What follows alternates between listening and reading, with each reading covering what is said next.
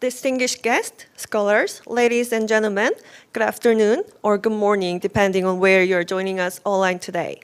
Welcome to the OECD-GISTeR seminar, streaming live from Seoul, Republic of Korea.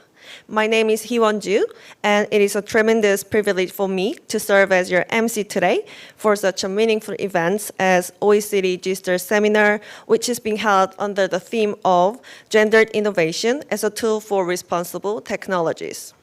As you all know, this seminar is jointly hosted by OECD and GISTeR, the Korea Center for Gendered Innovation for Science and Technology Research. This seminar will bring together a mixed group of scientists, engineers, researchers, policymakers, and other experts in diverse areas, including biotechnology, to discuss gender as a critical consideration for inclusive, sustainable, and responsible science, technology, and innovation. Once again, we would like to express our heartfelt appreciation to all of you, including our distinguished speakers and panelists, as well as our online and offline participants. Also, we hope that we are going to have a very constructive discussions today. So let us begin the opening ceremony of the OECD-GISTeR seminar.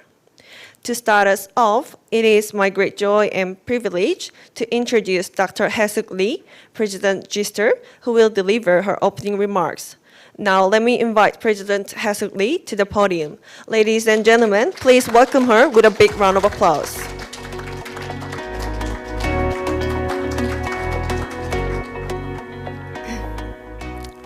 Good day.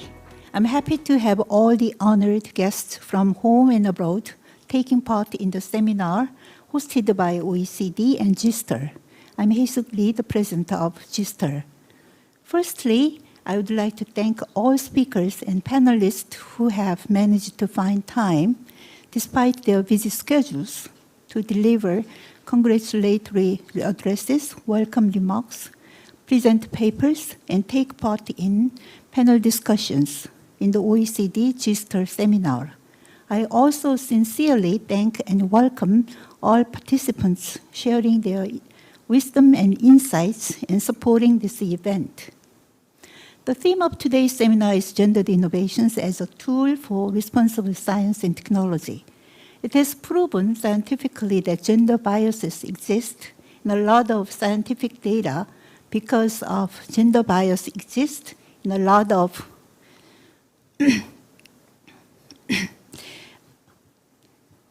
because of absence of sex and gender analysis. It is very important to seek accuracy and fairness in gathering data for artificial intelligence, IoT, life science, and other converging technologies. Data bias will lead to further biased outcomes in science and technologies. We would like to discuss ways to promote excellence and responsibility in science and technology through gendered innovations. We can no longer underestimate impacts from gendered innovations in view of their outreaching effects from R&D to markets and societies. Gendered innovations reflecting creative power of sex and gender analysis will contribute to enhancing effectiveness, inclusiveness, and sustainability of STI. Today's seminar will open an arena of in-depth and productive discussions over comprehensive and sustainable RRI by policymakers and experts in science and technology fields.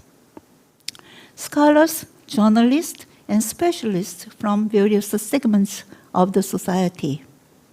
I hope this OECD-GISTeR seminar will produce a tangible outcome in the needs for gendered innovations and policy issues such as policy assistance and global cooperation in collecting and managing fair data, statistics, and other raw materials. I also hope findings from today's seminar will help to advance science and contribute to OECD CSTP's S&T Policy 2025.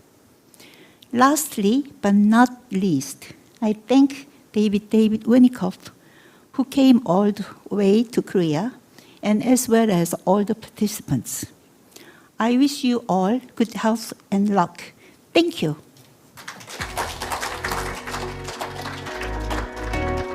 And we will follow the welcome remarks with Dr. Alexandra Kolekia, Head of DSTI OECD.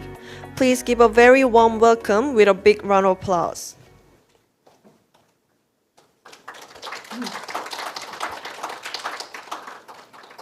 Thank you, and good morning from Paris, and good afternoon to everyone in Korea. So I'm the head for science technology policy at the OECD, and so welcome on behalf of the OECD to this seminar on gender innovation and as a tool for responsible technologies. So needless to say, gender issues are of great importance for our economies and for our everyday lives. And if you think that participation of women in the global labor market is about 26% lower than that of men, and gender gaps are present in most economic sectors. So obviously we work on gender issues in science and technology, but I was looking at what the OECD does on gender, and I was impressed. So we have been mainstreaming gender in every line of work. We work on gaps in entrepreneurship, in employment, in implicit gender biases in the tax system, how gender lenses might help improve the effectiveness of competition policy, on the empowerment of women and girls in development, the impact of gender stereotypes in education, or the integration of gender into environmental policy. We also issue recommendations on gender equality in public life. We look at the gender dimension of clean energy transitions and sustainable recovery. On transport, climate change, gender nexus, we work on road safety and gender, on innovative new mobility services. And I could go on. And what we do also is to mainstream gender in every statistics. And the OECD is well known for developing statistics, internationally comparable ones. So when it comes to science and technology, why gender innovation matters? It matters because doing research and innovation wrong not only costs money, but it costs lives. So think of health research, which is rarely disaggregated by sex. So we know very little on the impacts of drugs or treatments on women. Or think about the gender bias in vehicle design. These biases are such that women are more likely to get into car accidents, more likely to die from those accidents. And then, as President Lee was mentioning, you think about gender biases in data and the role that artificial intelligence and big data analytics have in policymaking nowadays. So not only that, but integrating gender analysis in research and innovation adds value to research and innovation itself.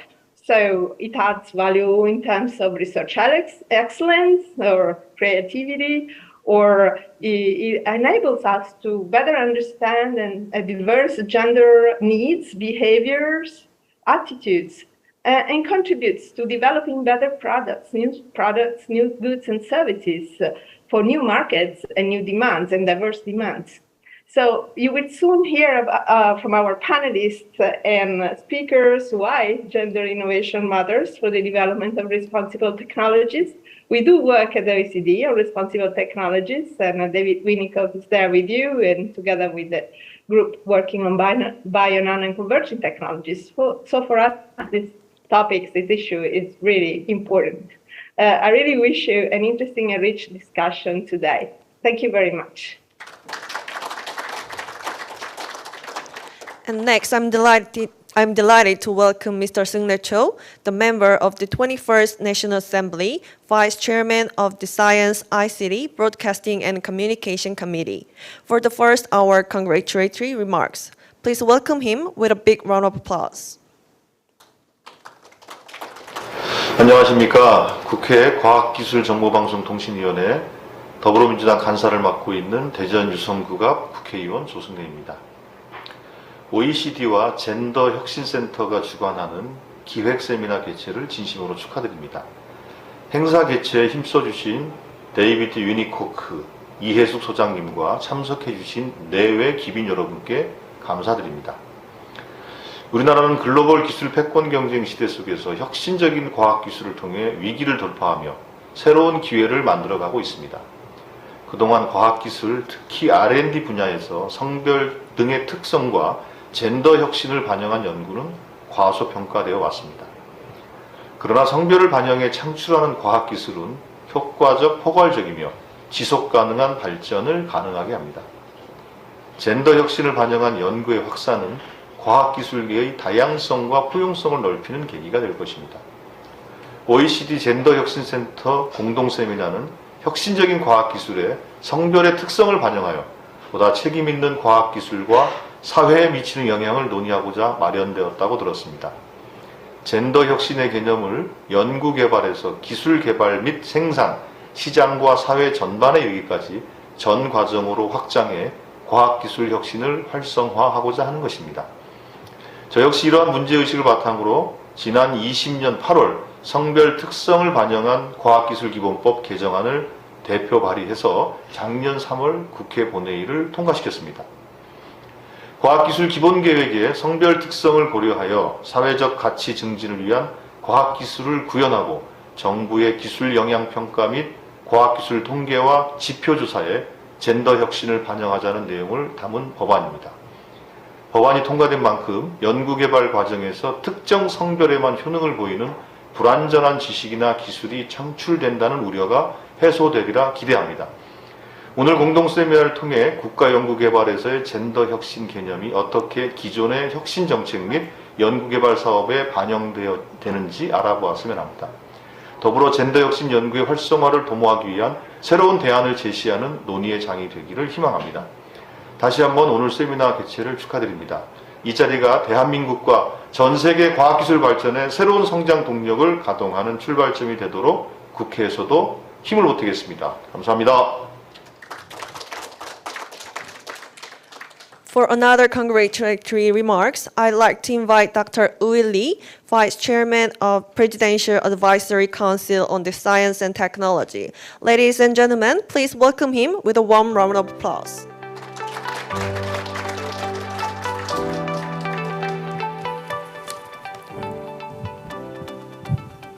네, 안녕하세요. 예, 반갑습니다. Distinguished guests, ladies and gentlemen, and good morning or good afternoon, depending on where you are right now. I am Ui Lee, President of the Korean Federation of Science and Technology Societies. And before I go any further, I sincerely congratulate the opening of the OECD-GISTeR seminar. And I would like to take this opportunity to offer words of appreciation to Mr. David Winnicott and President Hye-suk Lee, who have spared no effort in putting together this meaningful event. I also would like to thank the panelists and everyone taking part in the discussion on and offline. Apart from the pandemic we have been enduring for the last 2.5 years, the world is now facing other challenges, such as the climate change, food and energy shortages, just to name a few. Innovations in science and technology must be essential as we tackle these problems and build a better society. As scientists and engineers, we expect scientific and technological progress to bring us an innovative and inclusive society benefiting all of us. In this context, this OECD-GISTeR seminar will mark a critical moment for innovation in science and technology. This joint seminar has been arranged to discuss our efforts to reflect sex and gender considerations in the whole process of science and technology R&D, applications of the outcome, and industrializations to make progress in science and technology more responsible. We will also cover the socio-economic impacts of our endeavor. We have searched for ways to make social developments benefit all of us for more than a decade. But our efforts to consider sex and gender factors in science and technology have been less than satisfactory. This seminar will further underscore the importance and necessity of gendered innovations and help spur gender-considered innovation activities, guided by the opinions and insights of experts gathered here. I expect many fruitful suggestions activating gendered innovations through discussions on policies and issues facing us in the field of science and technology. Well, once again, I congratulate the successful hosting of this OECD-GISTeR seminar and welcome honored guests participating on and offline. I wish all of you I wish all of you every success and prosperity. Yeah, thank you very much. Thank you, Dr. Lee. And this time, it is my pleasure to introduce our seminar moderator for today, the distinguished Professor Changmo Sung, Korea University. I'd like to turn over the podium to Professor Sung. Ladies and gentlemen, please give him a warm welcome with a big round of applause. Okay, thank you very much, Ju-hee. Ju-hee-won. Actually, Hee-won Ju has been working with me for 2 years on National Challenges Science at KOFST. Especially, I'd like to congratulate Professor Lee Woo-il and Vice Chairman of Presidential Advisory Council of Science and Technology because he was appointed just this September. As you know, Chairman is President of Republic of Korea. So it's our honor to have him here as congratulatory remarks. So let's give him a big applause. Congratulations. Okay, then let me start setting the scene. This introductory session will introduce the concept of gendered innovations and GISTER's missions and activities towards gendered innovations. It also briefs the gender issues in OECD Science and Technology Policy Dialogue and OECD's diverse efforts toward responsible and inclusive technologies. So we have 2 excellent speakers. I would like to invite President Lee Hae-suk at GISTER. She is going to give a talk about gender innovations and GISTER. Please.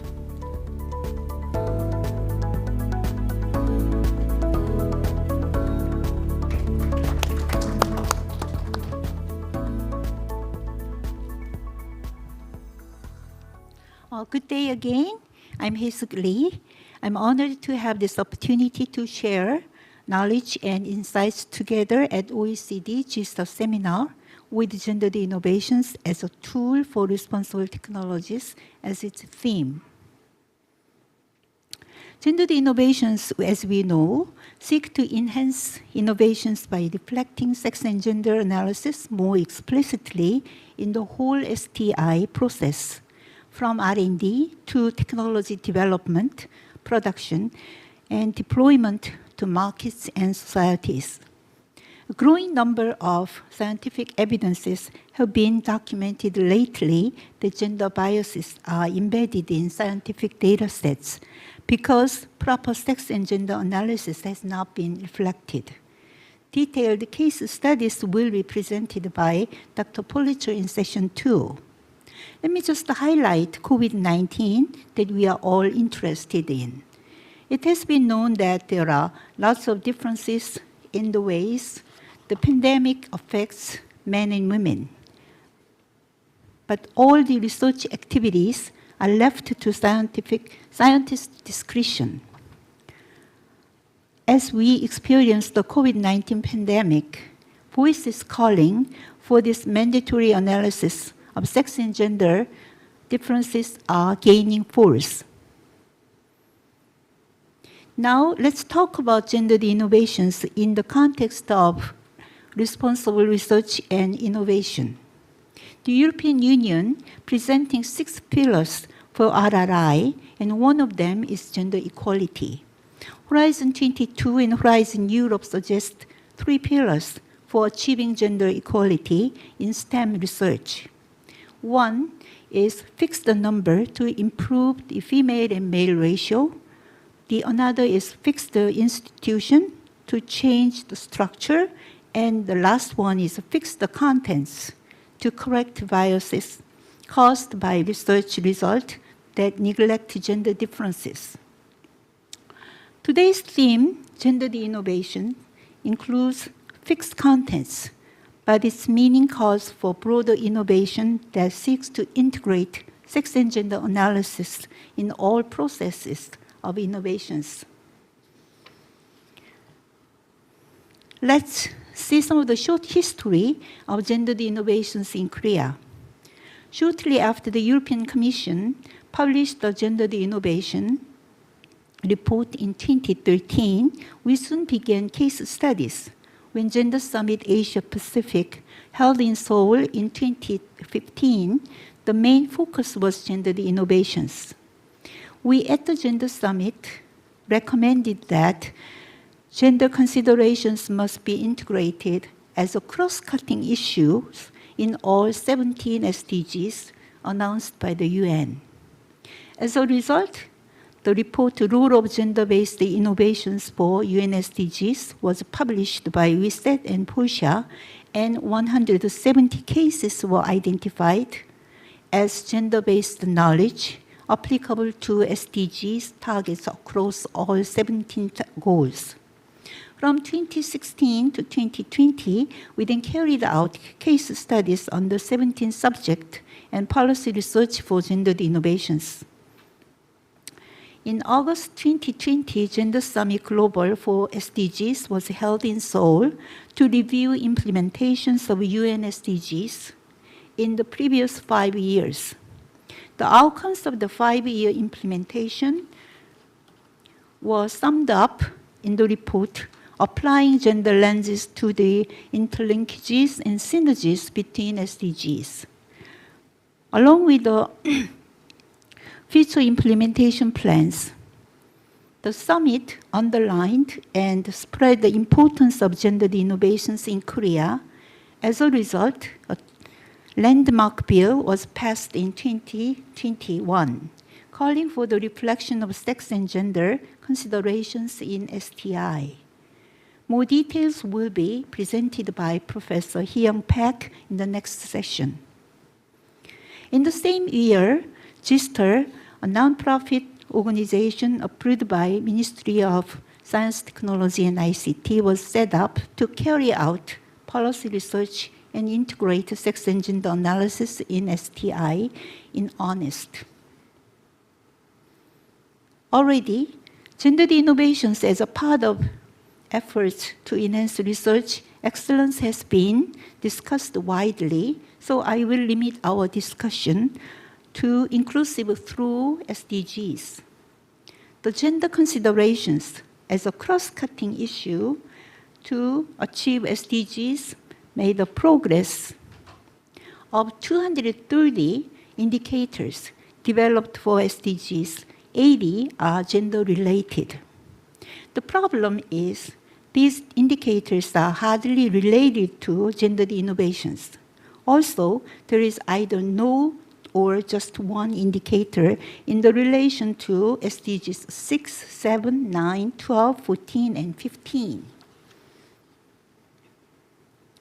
The OECD report on applying a gender lens on the SDGs also points out indicators are concentrated on goals related to people. Of the 80 indicators, data are applicable only for 35. We believe even those data have little to do with gender innovations. Now, we would like to provide future directions for future discussions by asking a few questions in connection to gender innovations. One of them is, do countries have gender statistics budget and invest to collect gender disaggregated data and to secure the accountability of data? Most SDG-related research reports don't cover gender differences as shown in the diagram by Elsevier. We urge more researchers to integrate sex and gender analysis in their future studies to join the UN vision, no one left behind. I'd like to highlight the initiatives of GISTeR. As you can see in the diagram, we are involved in various activities, including policy development, widening awareness, and running education programs to disseminate gendered innovations in STI. We also run joint programs with professional societies at home and to seek cooperative synergy through international networks. In the next slide, we list some of the GISTeR's activities. Of many GISTeR's activities, I would like to emphasize on gendered innovations for Green New Deal and ESG that we discussed in global forums. That's because I want gendered innovations to be included whenever diversity, equity, and inclusion are discussed. So far, discussions on diversity, equity, and inclusion are largely limited to gender balance. The concluding message is that although gendered innovations is a very important tool for the responsible research and innovation, its usage still remains at the early stage. The tool is partly used at research stage, but not utilized properly and relevantly in the long process of innovations. I would like to make 3 suggestions to policy researchers in the hope of making a stride for gendered innovations. One is develop indices and indicators to measure gendered innovations for RRI. Second, new methods and strategies needed to collect, manage data evaluations on gendered innovations outcomes. Lastly, gendered innovations must be integrated for converging technologies, especially biology, medicine, behavior science, cognitive science, environment, and ICT. With these recommendations, I expect technological innovations to be more inclusive, reliable, and responsible. Thank you for your time. Thank you very much, President Lee. We appreciate your very informative and insightful presentation. Now we move to next speaker. I'm very pleased to introduce Dr. David Winikoff, Senior Policy Analyst at OECD. I have seen his academia background. He's been through Yale University, University of Cambridge, Harvard Kennedy School, Harvard Law School. So he has a quite a good background, and he's going to present gender issues in OECD STI policies and for responsible technologies. You may have 13 minutes. Thank you. Thank you, Dr. Sung. Perfect. It's a pleasure to be here. It was a long trip, but it was absolutely worth it. And I wanted to thank GISTeR, Hae-Suk Lee, and Yoon Mi for the wonderful welcome and the very hard work that they've put in to organize this beautiful event. And it's a pleasure to speak with you about some of the OECD work that we've done on gender in innovation. I'm David Winikoff. I'm a senior policy analyst in the Science and Technology Policy Group at the OECD. And I want to just emphasize how important gender and innovation is to our group. And it's very much part of the interest in responsible innovation. So I also appreciate that framing that Hae-Suk Lee presented just now. And also she spoke about, in one of her bullet points, the need to think about gendered innovation in relationship to converging technology. And converging technology is one of the themes, one of the important aspects to what I do in a committee that's devoted to emerging tech and converging tech. So these 2 women are an example of what we need to hold out to our young women so that they can be inspired. One is Margaret Hamilton of Cambridge, Massachusetts, the mathematic and computer programmer at the MIT Instrumentation Lab. She led the group that programmed Intrepid's pinpoint landing in the Sea of Storms on the moon in 1969. The other is Diana Trujillo, a Colombian aerospace engineer at the NASA Jet Propulsion Laboratory. She currently leads the engineering team at JPL, responsible for the robotic arm of the Perseverance rover used on the Mars mission. One thing that's clear, and this came up in a number of discussions that I had with people from GISTeR and the Congressman Cho before, is this is a cultural issue.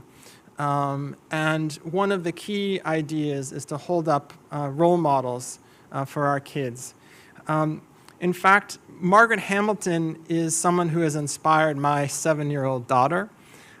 We actually have a podcast that we listen to about Margaret Hamilton and about her career and how when she was a programmer, and there were basically no programmers during that period.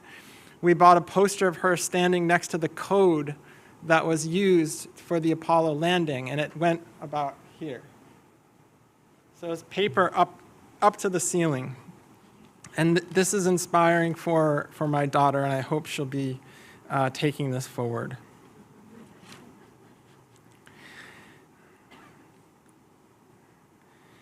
I'm going to present some evidence that just signal the roots of the problem and some facts, you could say, and then move to outcomes and maybe what can be done. According to the latest OECD research and development stats, on average across OECD countries, women comprise only around 1/3 of all researchers. The picture hasn't changed much in the last decade. Only Latvia, to give it up for Latvia, has reached gender parity in the number of researchers, and women as researchers are considerably less likely to be in leadership positions. Results from our international survey of scientific authors. This is a very long survey, running survey that the OECD does on authorship of scientific journals, show that women representation among the population of corresponding scientific authors at close to 28% is significantly lower than women's graduation rates at tertiary and doctorate levels, which suggests that female researchers may have less opportunity to both enter and advance in their fields. The magnitude of this gender gap varies significantly across fields of research. There's near parity in the social sciences on the left side. There's in psychology, where 45% of corresponding authors are women, while women account for only 15% corresponding authors in physics and astronomy. So it depends on the field, but there's a clear gap. According to our IP statistics, on average across the OECD, women represent only 10% of the total inventors. So you can see across OECD countries, this is a major gap as well.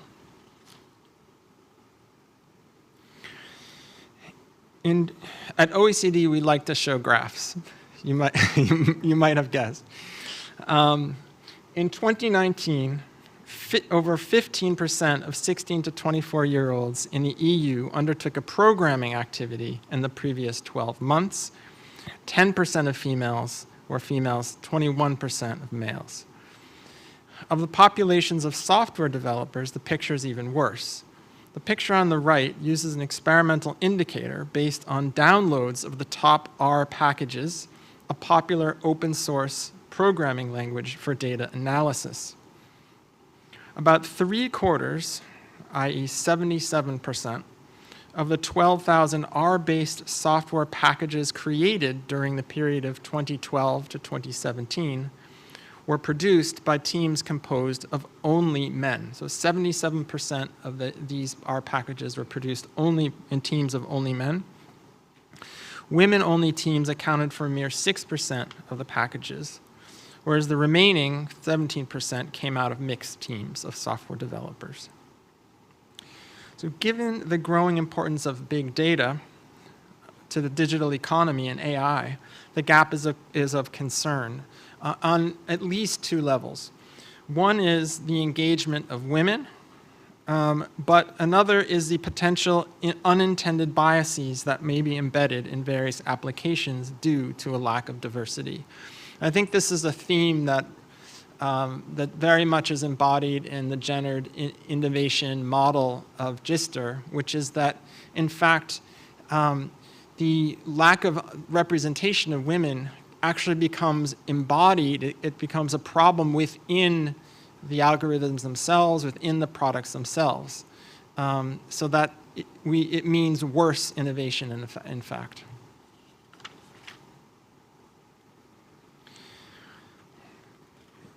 New data shows that these skills gaps persist later in life, with the women overall performing jobs with a lower ICT task intensity, which includes jobs other than ICT specialists than men. Perhaps unsurprisingly, there are fewer women in STEM professions and fewer female entrepreneurs, and those women that do start businesses in the ICT sector face sociocultural gender bias when raising capital. So in ICT, it's especially bad. The gender gap in entrepreneurship is also striking and persistent. When measured in terms of researchers, scientific authors, inventors, coders, or startup funders, it's high and persistent. In 2021, however, 41 CEOs of Fortune 500 companies were women. And they do lead some of the largest corporations in a variety of industries, ranging from technology to finance. So they persist in taking leadership positions, but how much more could there be if there's parity through the course of their education? In fact, now back to go to the roots, girls do just as well as boys in science at school. This is well documented. Yet few women opt for degrees in selected STEM fields, e.g. less than 25% on average for ICT degrees. And the red is the OECD average. So all of the statistics, I hope it was implied, are from OECD countries in aggregate.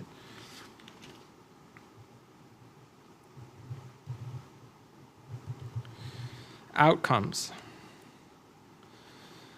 What we see is lower earnings for women scientists despite no differences in their research output quality.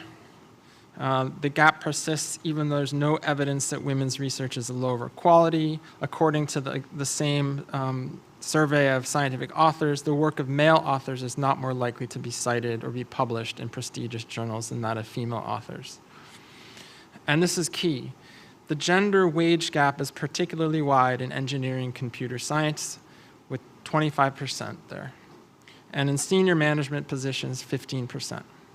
This suggests that the women are at the greater disadvantage in certain fields, typically those associated with more prestige and better pay.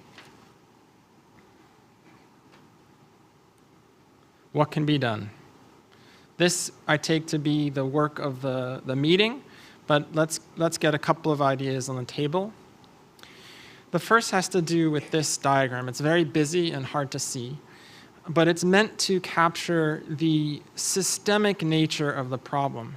That in fact, a number of drivers go into leaking out the ability of women to perform in these areas, the motivation of women, a gender bias in performance evaluation, care responsibilities, and all of these help create gender stereotypes, which then kind of feed into the leaking away of talent of women as they move through the progression of their careers. So one of the central points of the OECD work is actually that it's important to have a strategic and systemic approach to gender issues in STI via coordinated actions, engaging multiple actors, governments, research funders, academia, public research organizations, educational institutions, and corporations. Ideas like targeted support for individuals, which are relatively easy to implement and assess. Other areas such as changing gender stereotypes and eliminating implicit gender bias, however, are more resistant. So the targeted activities to individuals are easier to track and success can be tracked. What's harder is changing gender stereotypes. That's really a persistent issue. And eliminating implicit gender bias, which is resistant to intervention and require longer-term cross-sectoral action. I was just in a discussion earlier today about the way in which it's not only biases towards STEM, in the area of STEM, but also it's a broader cultural issue, and that the two are very much involved. And in addressing the STEM issues, we should not be blinded towards the broader societal context as well.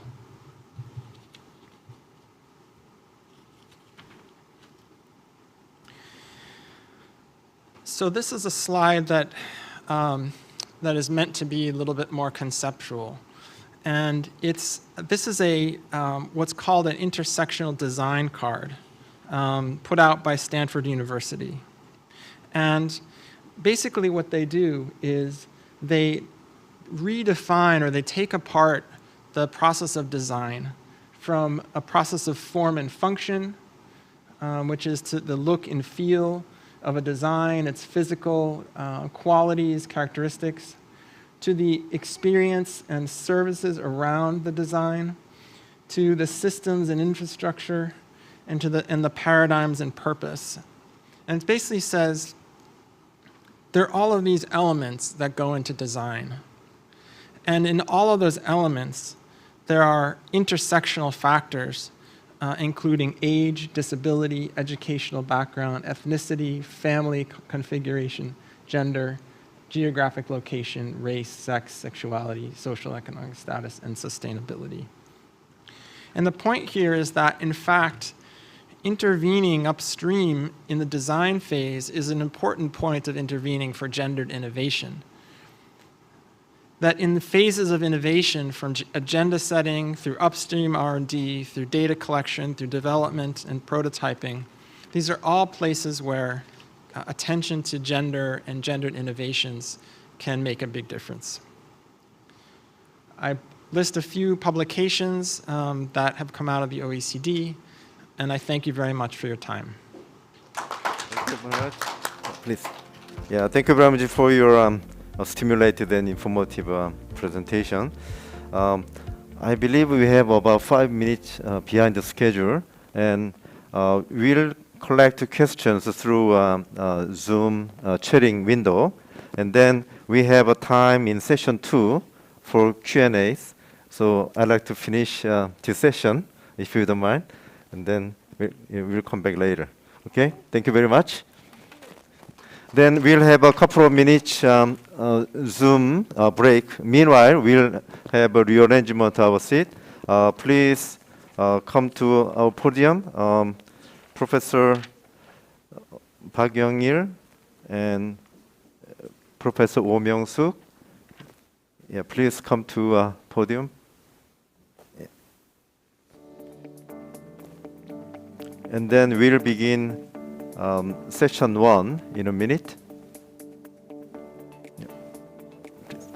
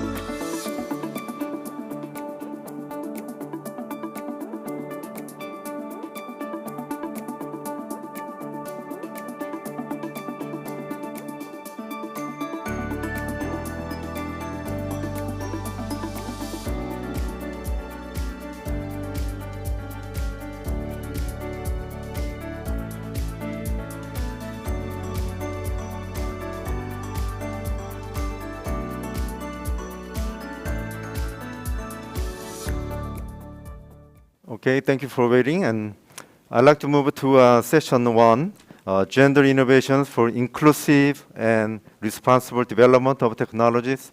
We have 2 distinguished speakers and also 3 distinguished panelists in this session. I'd like to invite first speaker, Dr. Elizabeth Pulitzer, founder of Gender Summit and director of PORIA. She is going to give a presentation on overview of various gendered innovation cases. Please. From London. Yeah, she is presenting from London.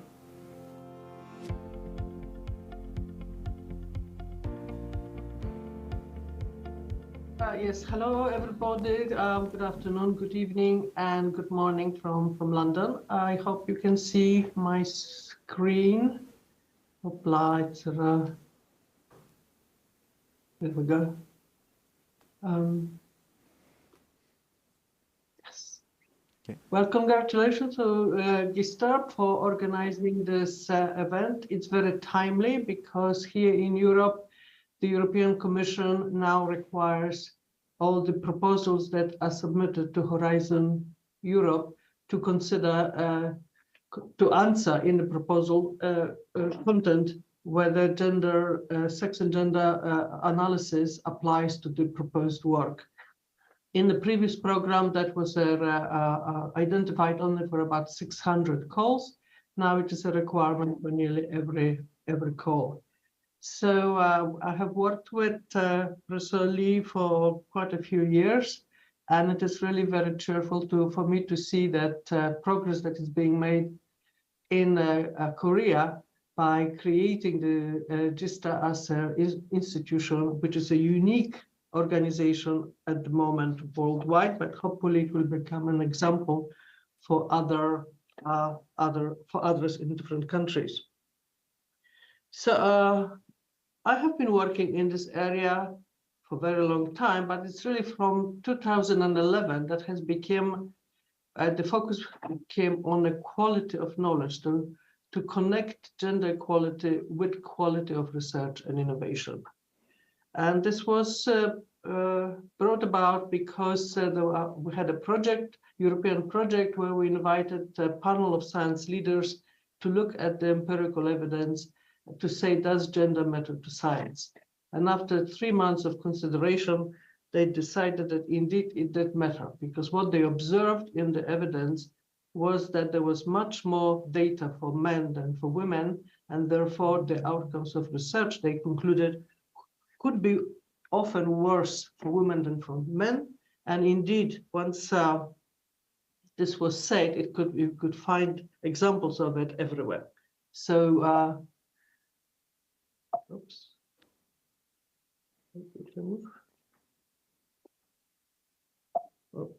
Sorry.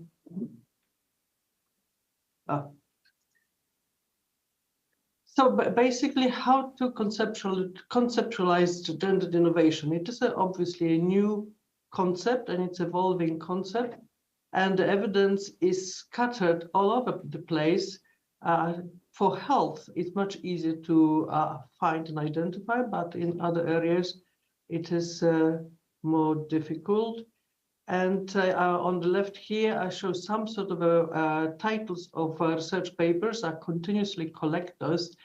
And on the right is trying to find a way that I can talk about the gendered innovations to scientists and to policymakers, so they can connect with the idea and with the importance of gendered innovations. So one way to look at that is to look at the interaction between different systems. So we're obviously concentrating frequently on the human beings, but it also applies to non-human species. Do we have a social system? Of course, there's much more understanding about gender in social systems, but not always. And one can look at the built environment and natural environment and technological environment, and clearly they also connect to each other. So we have a social technical systems, and hence the idea of the gendered innovation becomes on one hand more complex, but also more interesting because it can be seen as being underlying great deal of structural and behavioral aspects of our lives. So it's much easier now these days to talk about it from the point of view of biological differences because they can be measured and they have been demonstrated at the molecular level and genetic level and tissue level and organ level. And I think that's immediately creates ideas for gendered innovations. So the figure at the top on the left shows the differences by sex and the expression of genes in women and men in the same tissue.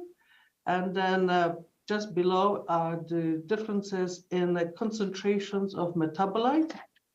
And next to it at the bottom are differences at the molecular level in the immune pathways in cancers for women and for men. Above is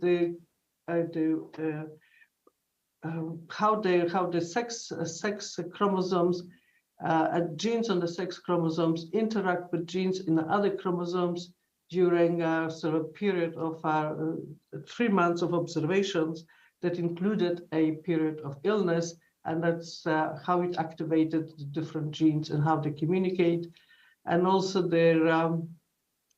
how their different tissues, how their mechanisms of physiological mechanisms differ for women and for men.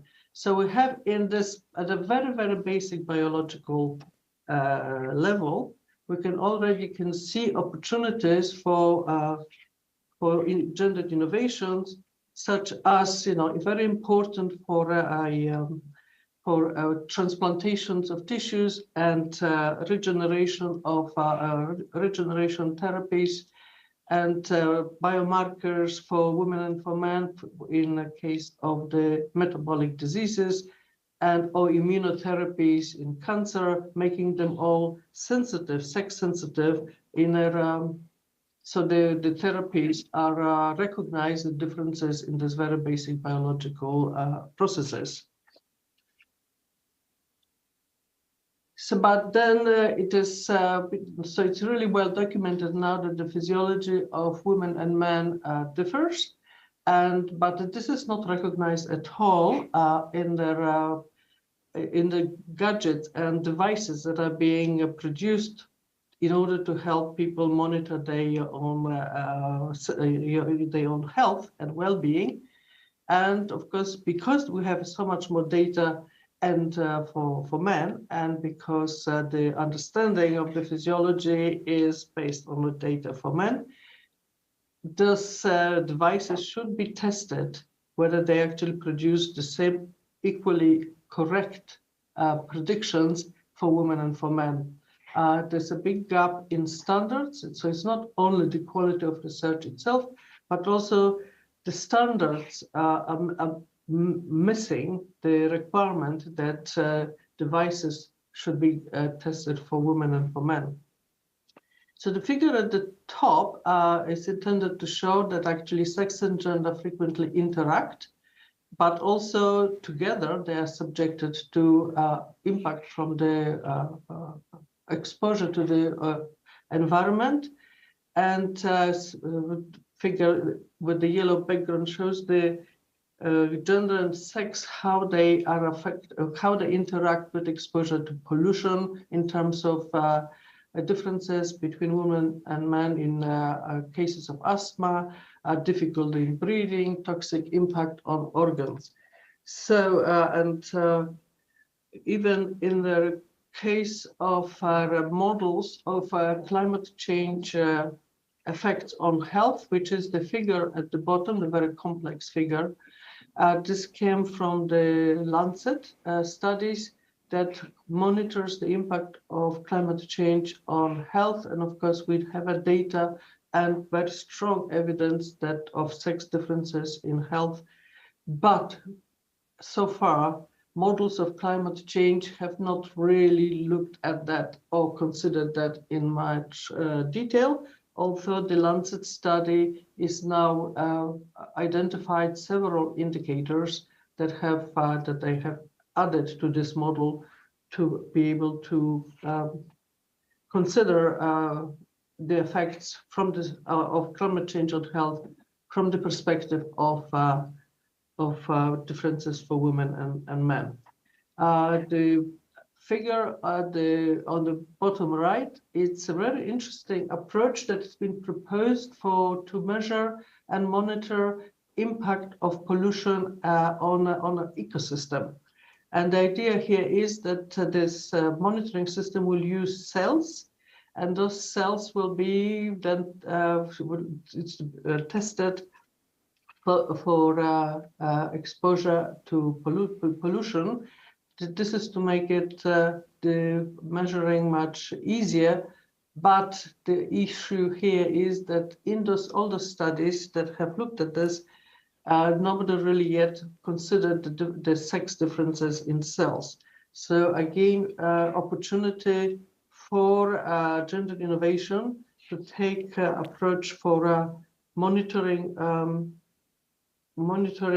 effects of pollution on the environment from a systemic point of view, using recognizing that the outcomes of studies might look different if one is using male or female cells. And then, we talk about people and we talk about humans, and but there's also, because we're all living with the natural environment, built environment with other species, and there what becomes quite important is the fact how they reproduce, how they survive, what happens. So we had a researcher at one of the gender summits who is a marine biologist, and he pointed out that climate change effects on a marine species is being affected by but we don't know how it affects the populations, and we don't know at all in the models how the interspecies dynamics will change through the exposure to changes in temperatures or changes in acidity of the water, which then affect the reproduction. So in some species, more females are born than males, or the other way around. And of course, that will affect the interspecies dynamics in a marine ecosystem. So it is, but only 4% of studies of marine ecosystem have looked at sex of the species. So there's a big gap in knowledge that needs to be closed in order to have correct models of how climate change will affect natural ecosystems. And on the left-hand side is the example of earthworms. Earthworms represent the largest biomass of soil, so they are very essential for the health of the soil, and they do reproduce sexually. And this is really, so this reproductions that is sexual is incredibly important from the point of view of exchanges of genetic material and avoidance of mutations. So even amoeba can reproduce sexually. Obviously, in this case, this means that there is exchange of a genetic material, and so there are different forms of sexual reproductions, but they are important to understand. At the bottom figure, there are examples from plant world. It is important to understand how male and female flowers protect themselves from pathogens, and how how the pollination happens, because bees tend to visit male flowers in the morning and female flowers in the afternoon, and all those aspects are opening opportunities for gendered innovations. Because if we understand how the species reproduce and how they survive and how they interact with other species, that is very important for protecting biodiversity. We can understand and have a gendered innovations to reduce the reliance of pesticides. We can provide understand how the humans can also interact with their own with the natural ecosystem when they depend for on ecosystem for food and well-being, as in the case of marine species. How we can protect and improve the quality of the soils. So it's not just the humans, but also the humans in the environment, and in their it provides the opportunities for gendered innovations. It's looking at it more systemic way and more interesting way, because it can bring different disciplines together and work in an interdisciplinary way. Well, the binding element is actually the gendered innovation, understanding how how biology and gender and environment interact, and creating this basis for sustainable technologies. So here it was already mentioned about the safety of cars, but I'd like to present this idea of gendered innovation in a kind of a more broad, a systemic and holistic way. So roads were designed by men for men, cars are designed by men for women and for men. And there was a study in Sweden of cars produced since 2009. And actually in this particular study, they identified that the newer cars had a 73% higher risk for women of a serious injury. And this is the reason is because the seat has been made harder in order to maintain men's body in a position, because men drive faster and suffer collisions, frontal collisions. So in a frontal collision for women, the risk is 73% higher than for men to have a serious injuries. And then, of course, it's well documented about the crash test dummies. They are really based on the male models, and they don't really work very well for women. The patterns of injuries in the real world for women do not match up the patterns of injury that are predicted in tests. Women in particular suffer from whiplash injuries, and this is the reason is that, again, connecting biology with mechanics and with the environment, is that the vertebrae are smaller and the distances between the vertebrae are a bit bigger than for men. And so it's a bit like in a car crash, it's like being on a trampoline. The body is first, the car crashes with the barrier, then the body crashes inside with the car, and then the organs crash into each other. So the injuries really for women, because they have a smaller body, smaller bones, are much greater, or can be much greater. And right at the second road on the right, that is a model from Australia. It represents George, and that's what the body should look like if you want to survive a car crash. The important thing is that while all those elements are all very interesting in themselves, what we need now to be done is that the sex and gender differences should be then integrated into the prevention systems and recovery of injured people in car crashes, and this is not done. So the elements of the systemic elements of how to deal with car crashes, that it does not include considerations that there would be differences in injuries for women and men, and maybe prevention and reaction should include those considerations.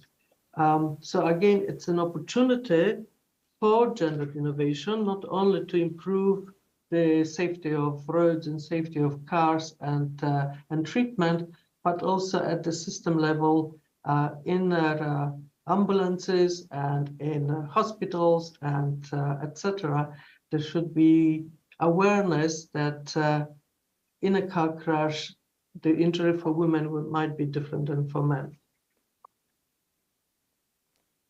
So I just came across recently a study in America where they compare different technologies for face recognition.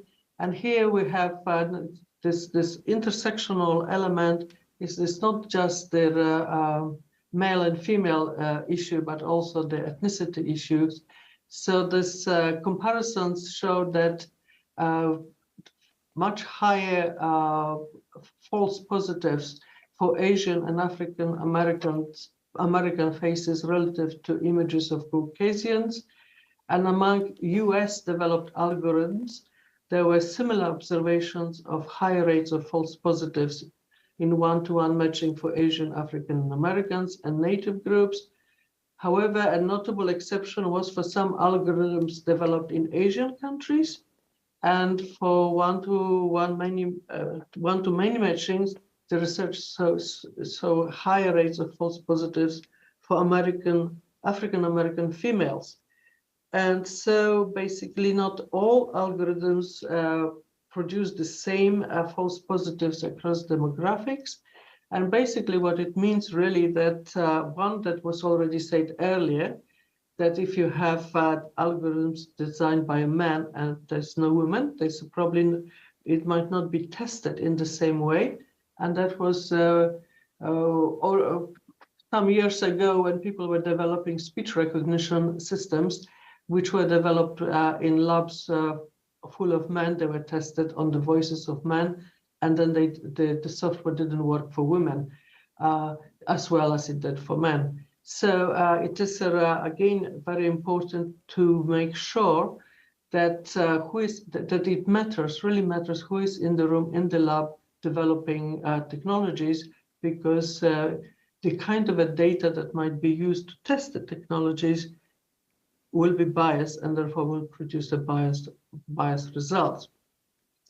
And again, for from the point of view of gendered innovation, I came across a paper just about 2 days ago about how to using 3D printing to develop a kidney that is has got the properties, the sex and gender properties. So, basically there is no limit for ideas about the gendered innovations. We just have to think about it in a way that it's not only about the quality of knowledge, it is really about the quality of research outcomes for women, for men, and for their environment. So recommendations for policy. We still need to be aware that the gender bias in knowledge, in standards and in applications exists, and it should be tackled. Efforts are needed to develop reliable methods of sex-gender analysis across all fields and to include associated intersectional characteristics such as ethnicity, age, and social class. It is timely now to promote gendered innovations through meta-analysis of sex-gender research in different application contexts. So like starting with my first slide, where what is happening and what do we know, and can we actually synthesize the understanding that we have for natural environment, for built environment, and socio-technical systems.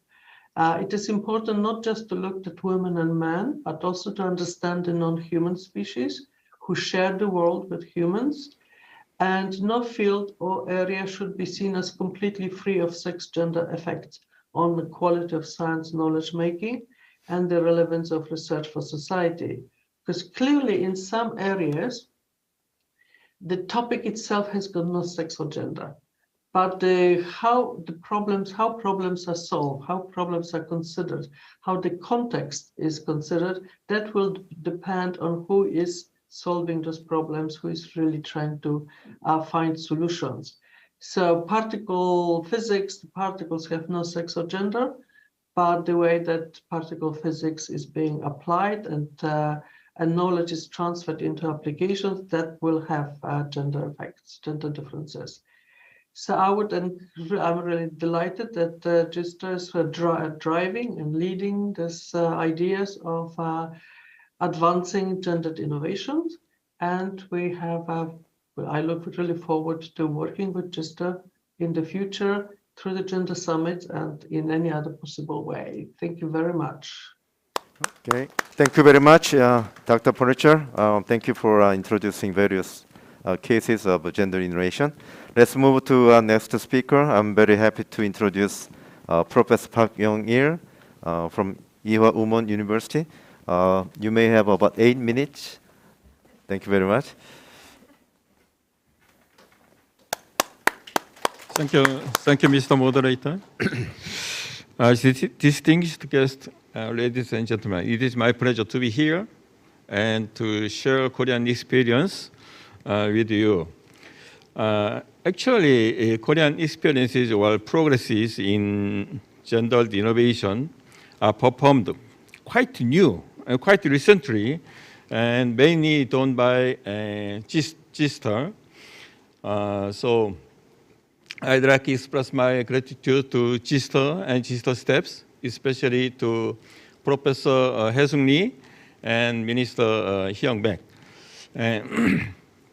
Actually, almost all the part of my talk were already covered by Professor Hae-sung Lee's presentation previously, and also I believe that it will be followed by Minister Hyung-baek's presentation later. So I am happy to make my presentation short. I can skip this slide because this shows the conventional concept of on gender innovation.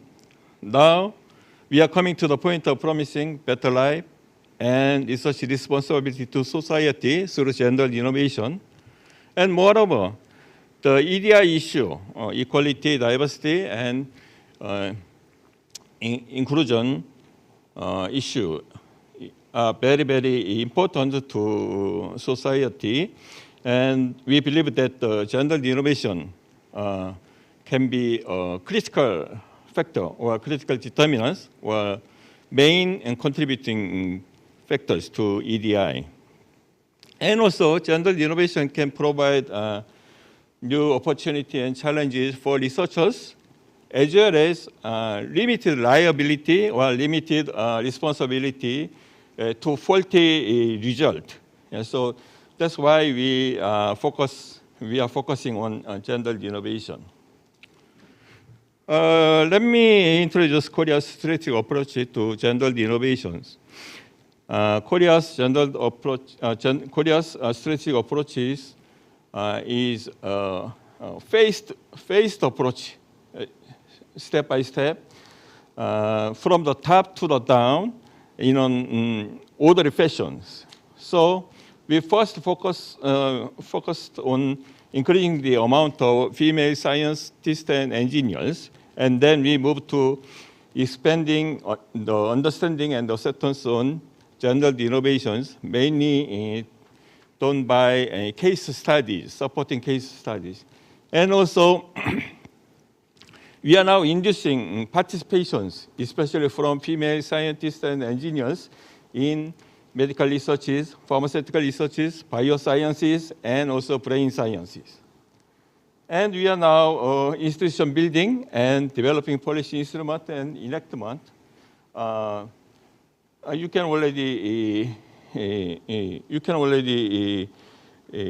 know that the establishment of GISTeR, or the Framework Act on Science and Technology Amendment, and also Research Performance Evaluation Act Amendment, something like that. And now we are trying to stimulate gender innovation focused or gender innovation related researches in the national research frameworks, and also the final goal, or the remaining issue is how to enhance research ethics and cultures overall across the research communities. And this slide shows the simple, very, very simple framework, the policy framework to gender innovation in Korea. You can see the two dimensions. One is push side and pull side, and that's the push side means that fostering or driving forces, mainly pushed by the R&D management ministries or agencies or institutions. And pull side means that the inducement or motivating the research communities to gender innovation. And also another dimension is direct policy instrument versus indirect policy instrument. Direct policy instruments are related to giving the merit or giving the penalty to the research activities directly. And indirect policy instrument means that making the friendly circumstances or inducing the research activities. So you can identify which policy instrument is fitting to what division, and also we can add more and more. We can develop more policy instruments to each cell. Now we are talking about the right-hand lower side. Yeah, that's the main issue of the policy, gender innovation-related policies. I can find one misspelled character. Yeah, not technology transfer. That's technology forecasting. Technology forecasting analysis. Yes, technology forecasting and technology impact analysis. Now starting in Korea.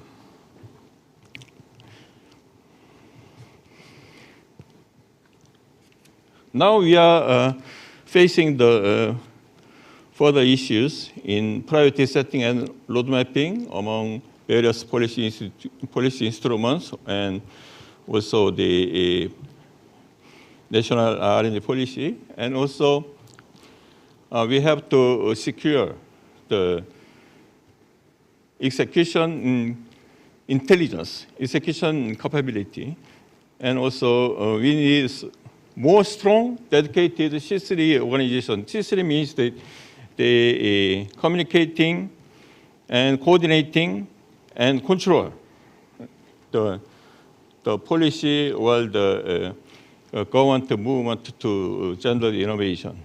And as we all know, the policy sharing and global solidarity is very important issue. I think this kind of seminar will help those kind of activities. I can save time. I should acknowledge Dr. Hae-sung Lee and GISTeR staffs and Korean National Research Foundation for supporting the policy studies regarding this. Thank you. Thank you for your attention. Thank you very much, Professor Park. I appreciate for sharing the policy framework and strategies in Korea today. Then let's move to panelists, three panelists. I'd like to invite Dr. Laura Kraling from OECD Please, you have 5 minutes, please. Okay, all right. Yeah, please go ahead. Laura? Thank you very much. Yep. Yes. Thank you. Good morning, good afternoon, good evening. Thank you very much for this invitation to take part in the panel. I'm Laura Kreiling, policy analyst at the Working Party on Bio, Nano, and Conversion Technologies at the OECD, where I work in the Secretariat together with Dave Brunikoff that you heard earlier today. I bring to the session the case of neurotechnology, as we at the OECD currently work on the implementation of the first international instrument for responsible neurotechnology. This comes at a time that the pace of neurotechnology development has been accelerating. Brain-computer interfaces and new imaging approaches have opened up new avenues for diagnosis, monitoring, prevention, and therapy in neurodegenerative disease. These innovations could deliver fast-reaching benefits, but they also pose serious risks. As neurotechnologies continue to evolve, concerns have been raised around privacy, human enhancement, and regulation. There are also important questions around inequalities on the use and access to these technologies. Not only use and access is a concern, but also how and whom the technologies are being developed.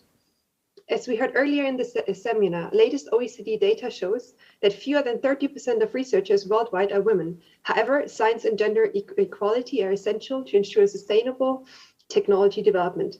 So, for example, the editorial initiative Women in BCI was created to promote the visibility of female neuroscientists.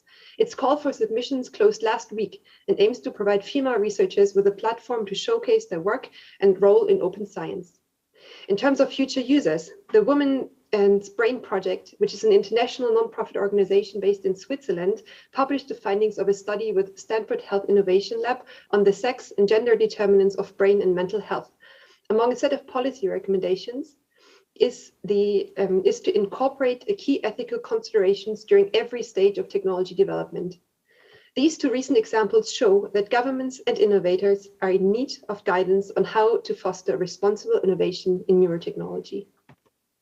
The OECD and its member countries responded to these calls and developed the first international instrument in this domain, the OECD recommendation on responsible innovation in neurotechnology, which was adopted on the 11th of December 2019. It aims to help governments and innovators to anticipate and address the various ethical, legal, and social challenges raised by new neurotechnologies while still promoting innovation in the field. The recommendation is aimed at all players with a key role in ensuring the responsible development and governance of neurotechnologies. This includes governments, but also universities, companies, and innovators. Governance in neurotechnology has implications across the entire innovation pipeline, from fundamental brain research and cognitive neuroscience to questions of commercialization and marketing. Thus, the recommendation seeks to provide guidance at every step of the innovation process. Let's take a step back. So what is an OECD recommendation? It's an international agreed set of principles that are soft law. It is a political commitment, and although the recommendation is not binding, it nevertheless marks an important step forward for the OECD member countries that have adopted it and others that will soon join. There are a total of 177 OECD recommendations totally in force, and we heard earlier today from Alessandra Kirlecchia that they range from topics such as AI to gender equality in public life or neurotechnology. Now back to the neurotechnology recommendation. At the core are 9 principles that cover a range of issues of relevance for the responsible development of neurotechnologies. For today's event, with focus on gender innovation for inclusive and responsible development of technologies, I focus on principle 3 and 5. Principle 3 is about the promoting the inclusivity of neurotechnology for health. It consists of 3 sub-provisions, which among others focus, for example, on the development for and availability to those in need, the technologies. But there also is about the inclusion of underrepresented populations during the technology development, or considering the diversity of cultures and to strive to minimize inequalities. Principle 5 is about enabling societal deliberation on neurotechnologies. It consists of a set of sub-provisions and focuses, amongst other, on open communication across expert communities and with the public, and also ensuring diverse inputs into decision-making processes.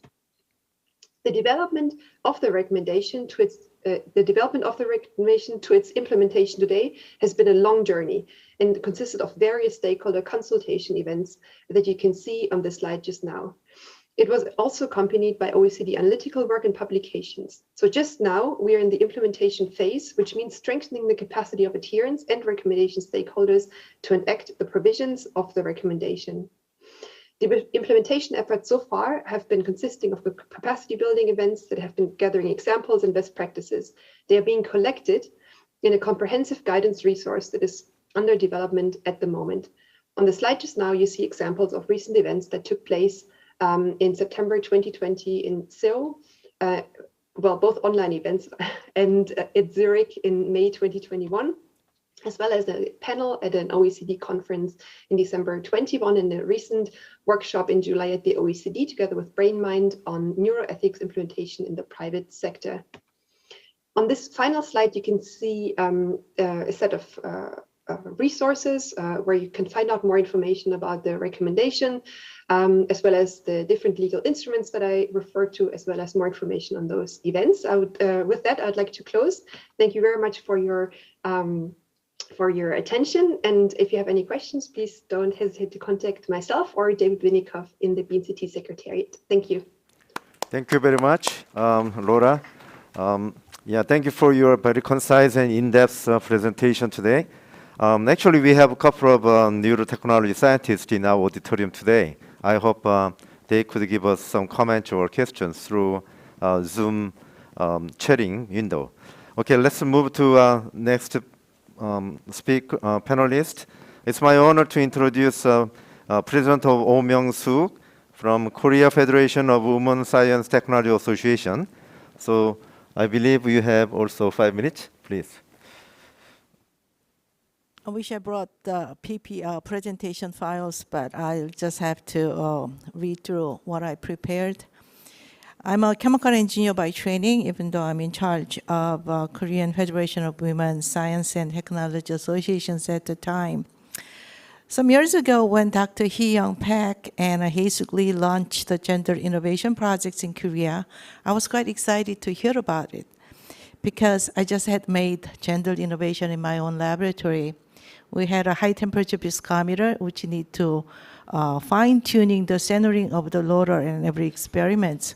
And that stage presented little difficulty for our female students. We added a little mechanical device could move the head part to right and left and a back and forth, which made centering so much easier. At the same time, it gave a more accurate results for both male and female students.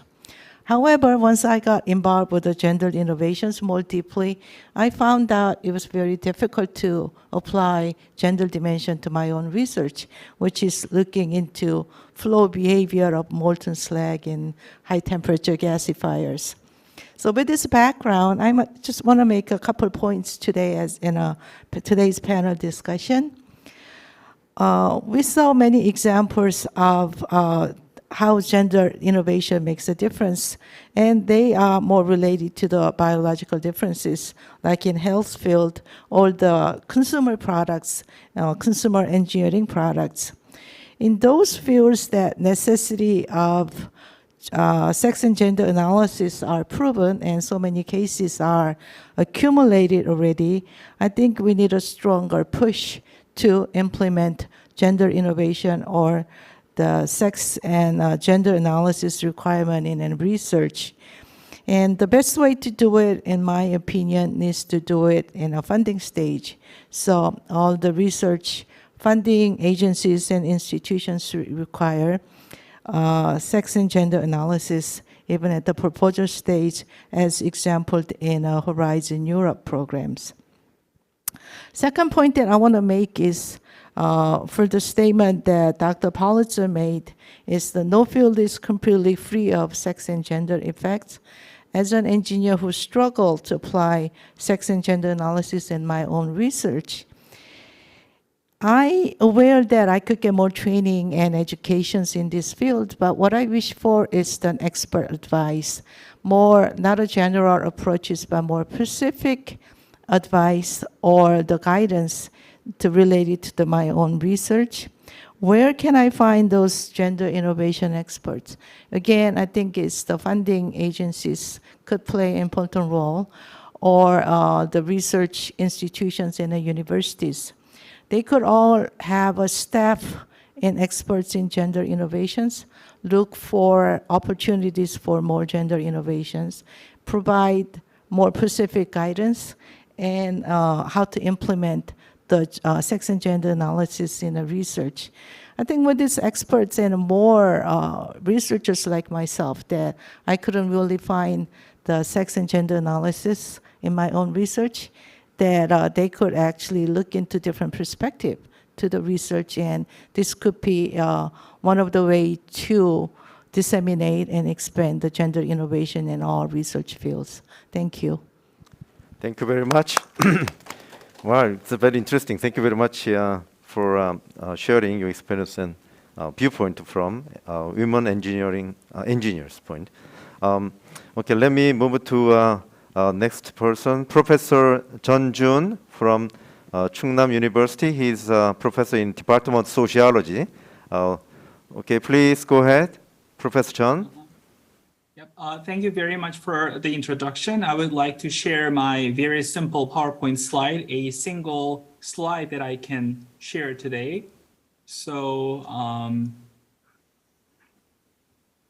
so thank you very much for the introduction. And I'm connecting from Daejeon, South Korea. My name is Jun Jeon, an assistant professor of sociology at Chungnam National University in South Korea. It is my great honor to be a panelist for today's OECD-GISTeR seminar, and I'm very happy to be here to provide sociologists' point of view.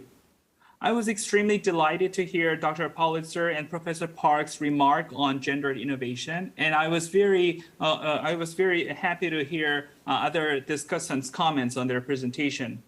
I cannot agree more that gendered innovation is an important and necessary tool for inclusive innovation.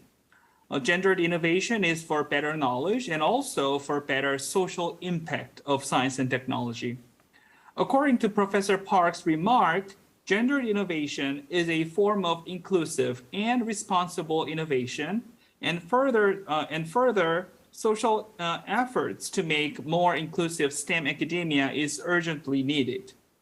I would like to further remark that gendered innovation should even aim for democratic innovation process in science and technology as well. In other words, gendered innovation is a tool for responsible, inclusive, and democratic development of technologies, I would say.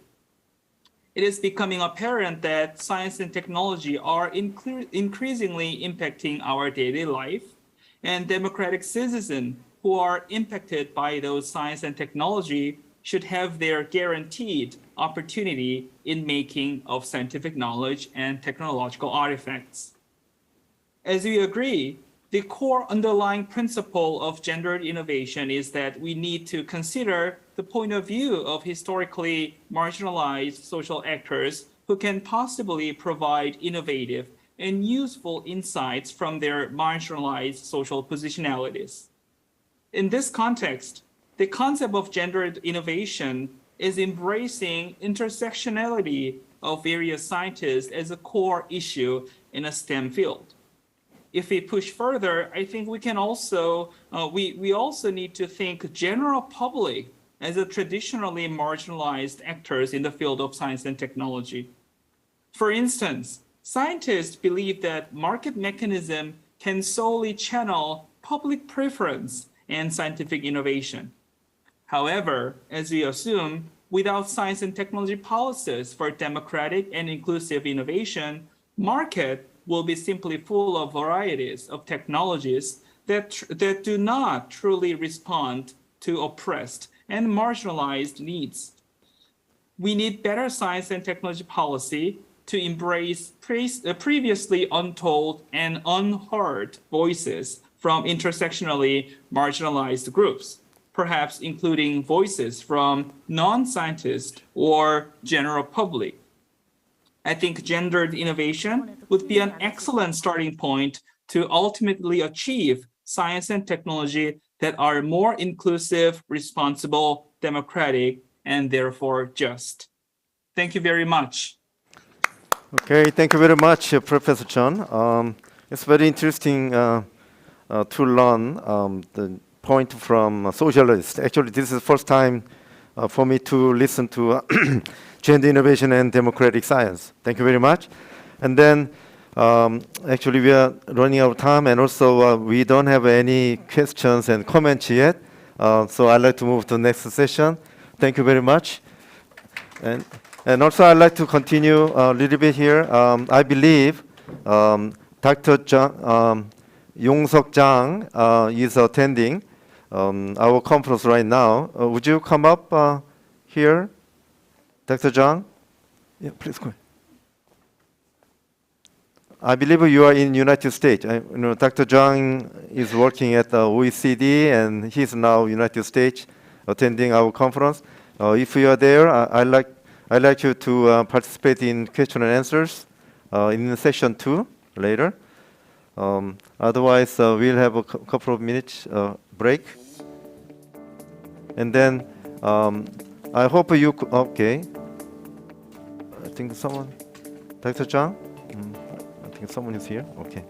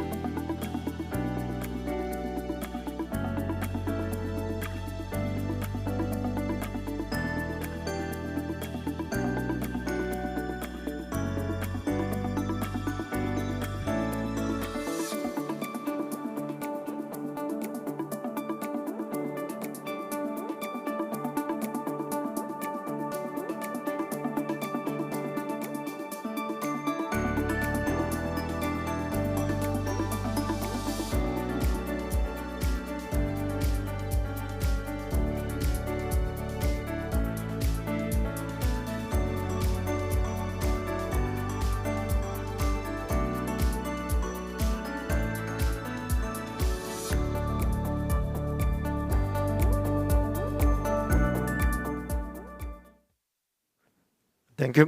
Thank you very much for your waiting. Let's move to session 2, policy issues and next steps. Probably the keywords are data collection, policy support, and global cooperation in this session. I'm honored to invite Professor Baek Hee-young, former Ministry of Gender Equality and Family. She is going to give a presentation about policy issues addressed by GISTeR.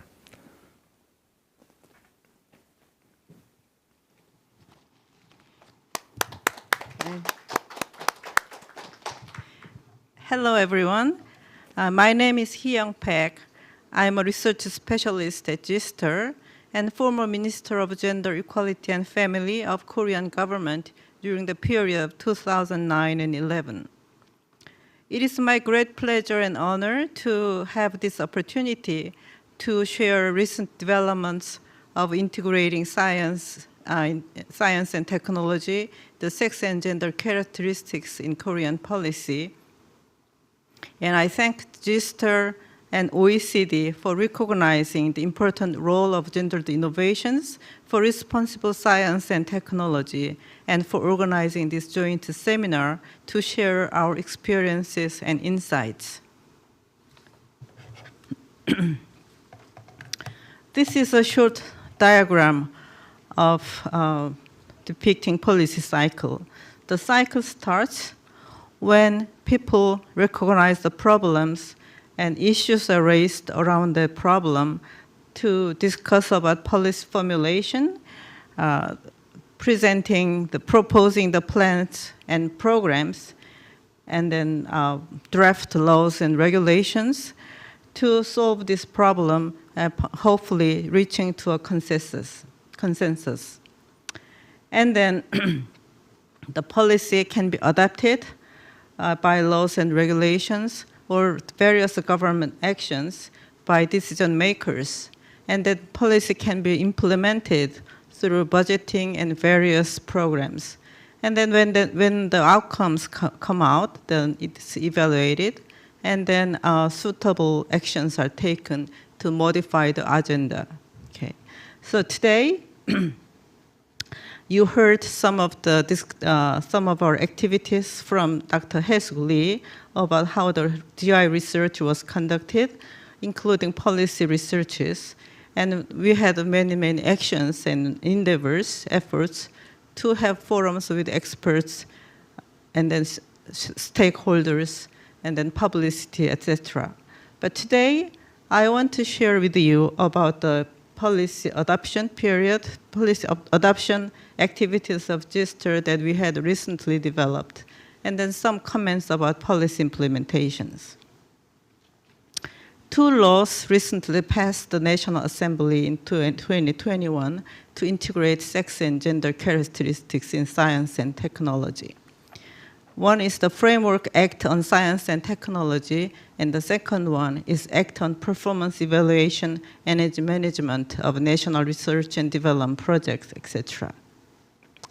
So the first one is the Framework Act on Science and Technology, and this is the very important basic law in science and technology in Korea, which provides backbone of national science and technology policies and programs.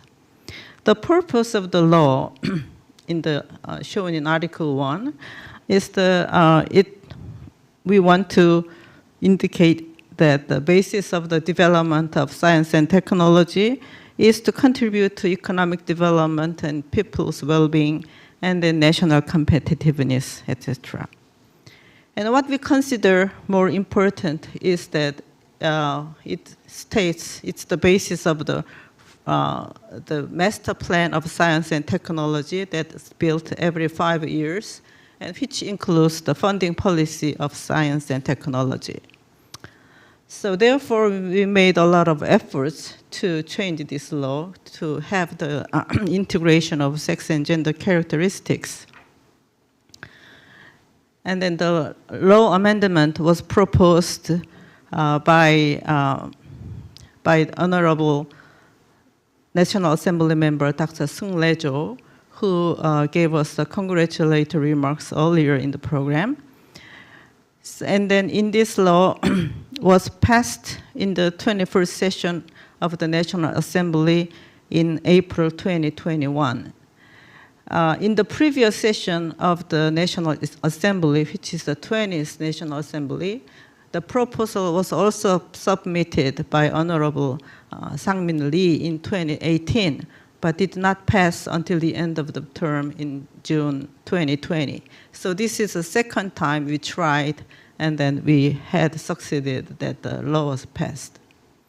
So GISTeR held various activities from 2015 when we had Gender Summit 6 Asia Pacific, and then we had many meetings and forums and then publicity activities. So integration of sex and gender characteristics in 3 articles are included in this amendment. Now the first amendment is in the Article 7, which describes the master plans for science and technology. So now we have the new item on this law that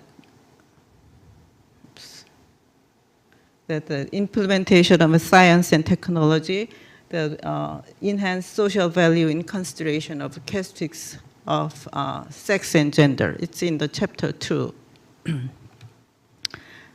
Now the second amendment is in the chapter 3 of promoting science and technology research and development, and it's in the article 14, which states about technology assessment and evaluation. So we have a new line there. When conducting this impact assessment, the government should ensure that the analysis of characteristics such as sex and gender is reflected by taking into the account of the specific technology. So this is about evaluation. And then the third amendment is in Article 26, which is about surveys and analysis of scientific and technological statistics and indices. So it also says that in these activities, the government should also consider the characteristics of sex and gender. Okay. So we had a lot of dreams and hopes with these amendments. And then with the implementation of the integrating sex and gender in the master plan, the full implementation will make us possible have the good research funding in this policy. Also, the second amendment of analysis of characteristics of sex and gender into technology assessment evaluation can create new markets and values for both men and women. And by reflecting the characteristics in the data analysis, survey data analysis, then we can have a new era of data management and utilization can be led. So what happens in reality? I would say we are in the very initial steps, initial stage of making this into the real program. So first, in the Article 7, when they have the master plans. So this year, the government is in the process of making 5th master plan, running from 2023 to 2027.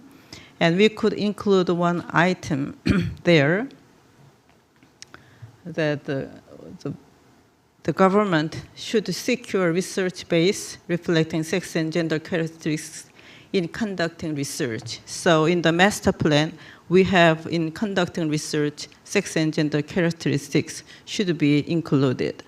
Okay.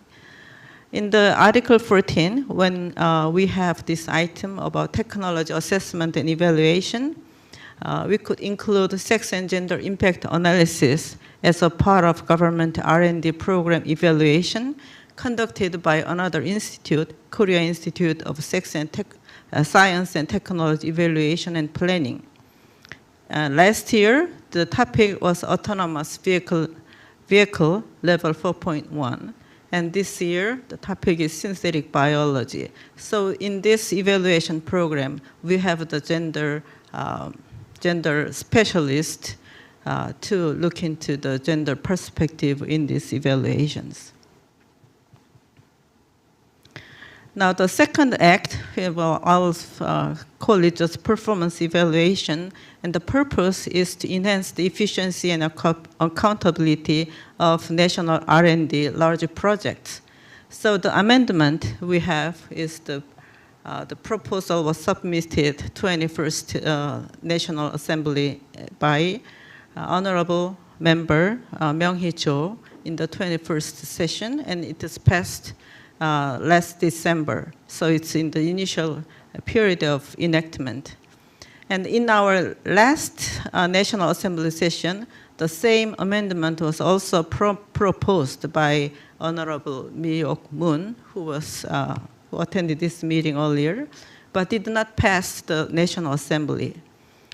But this time we have passed passed this law amendment, but it's just changed in one article. So in the Article 3, which states about basic principles and performance evaluation and performance management, and we also say that there the government should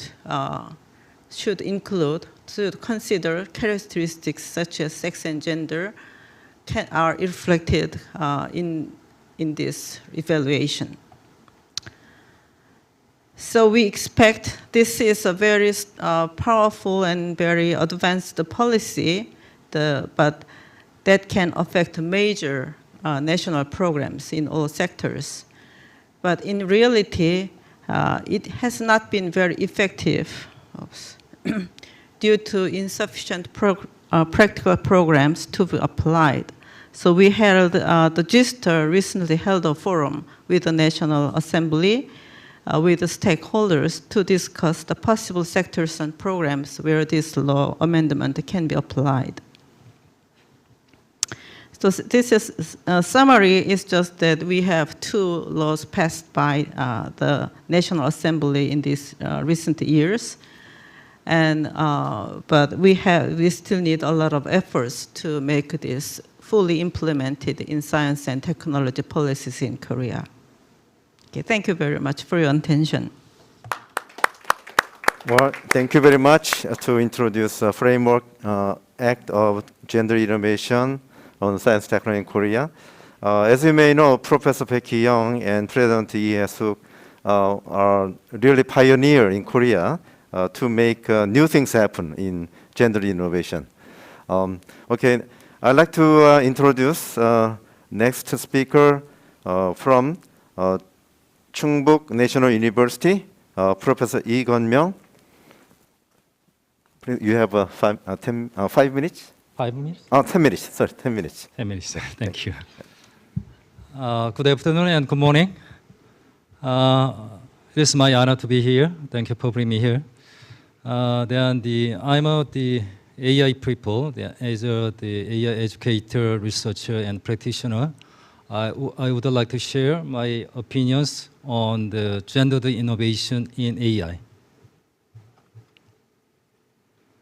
As you know, the AI is artifact to show the intelligent behavior. The name of game of AI is automation technology. That means that we can remove human involvement in the operation. Recently, AI has been radically transforming all aspects of our life and businesses and industries.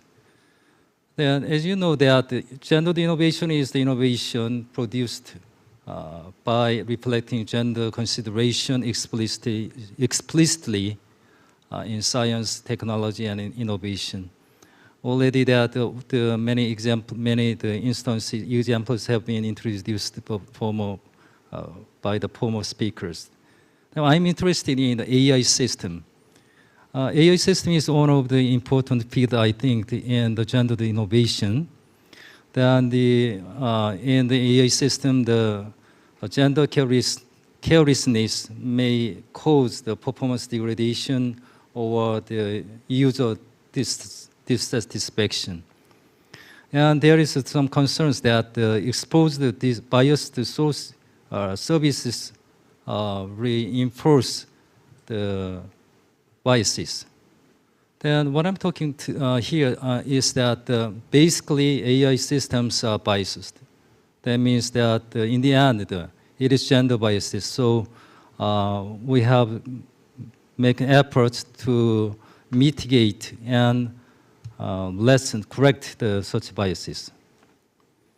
The AI approaches can be classified into 2 approaches. One is the search-based approach. There we want to make a systematic search to find solution. But the other is that the knowledge-based approach. There we use the knowledge to implement the intelligent behaviors. The first thing there is that to use the knowledge that engineered by the developers. So that the developed system, such kind of system is the designed AI service system. So there, the biases can be introduced there by the developers. That means that it is subjective and incomplete. There is they are likely to have the biases introduced by the developers. The next one is that the knowledge can be extracted by the machine learning techniques. Then when we use the machine learning techniques, that we extract knowledge from the data. Therefore, it is a data-centric method. Then the knowledge is extracted from the data. So if data is biased, then knowledge must be biased. Then we have witnessed many biases in AI systems. That is, as an example, we use the virtual personal assistants and the smartphone. There, the voices, the female voices, mainly female voices are used there, and the female names are used for the services. This kind of the female-oriented things may enforce the impression that the assistance is the sort of the female job. The Amazon recruiting engines discriminated against women, and actually now it is scrapped. And we know that the compass system for recidivism, the estimation, this triggered the debate on that the algorithmic justice. Google vision system failed to recognize the black people, and New Zealand, the passport system rejected the photos of the Asian New Zealand guy. And in the AI system, that we transform the words into the numerical vector for computational the intelligence implementation. The data are collected, and then the word data collected, and then that is transformed into the numeric data. So if the data is the bias, then the encoded thing also should be the biased. Then the data is actually the bias due to the cultural and structural biases. And we have witnessed that the face recognition systems that it shows that the imbalanced performance for the genders and the race sectors. And we have the three bias sources in AI systems. First one is the developers. Then developers has their own personal biases, and they are under influence of the cultural and structural biases.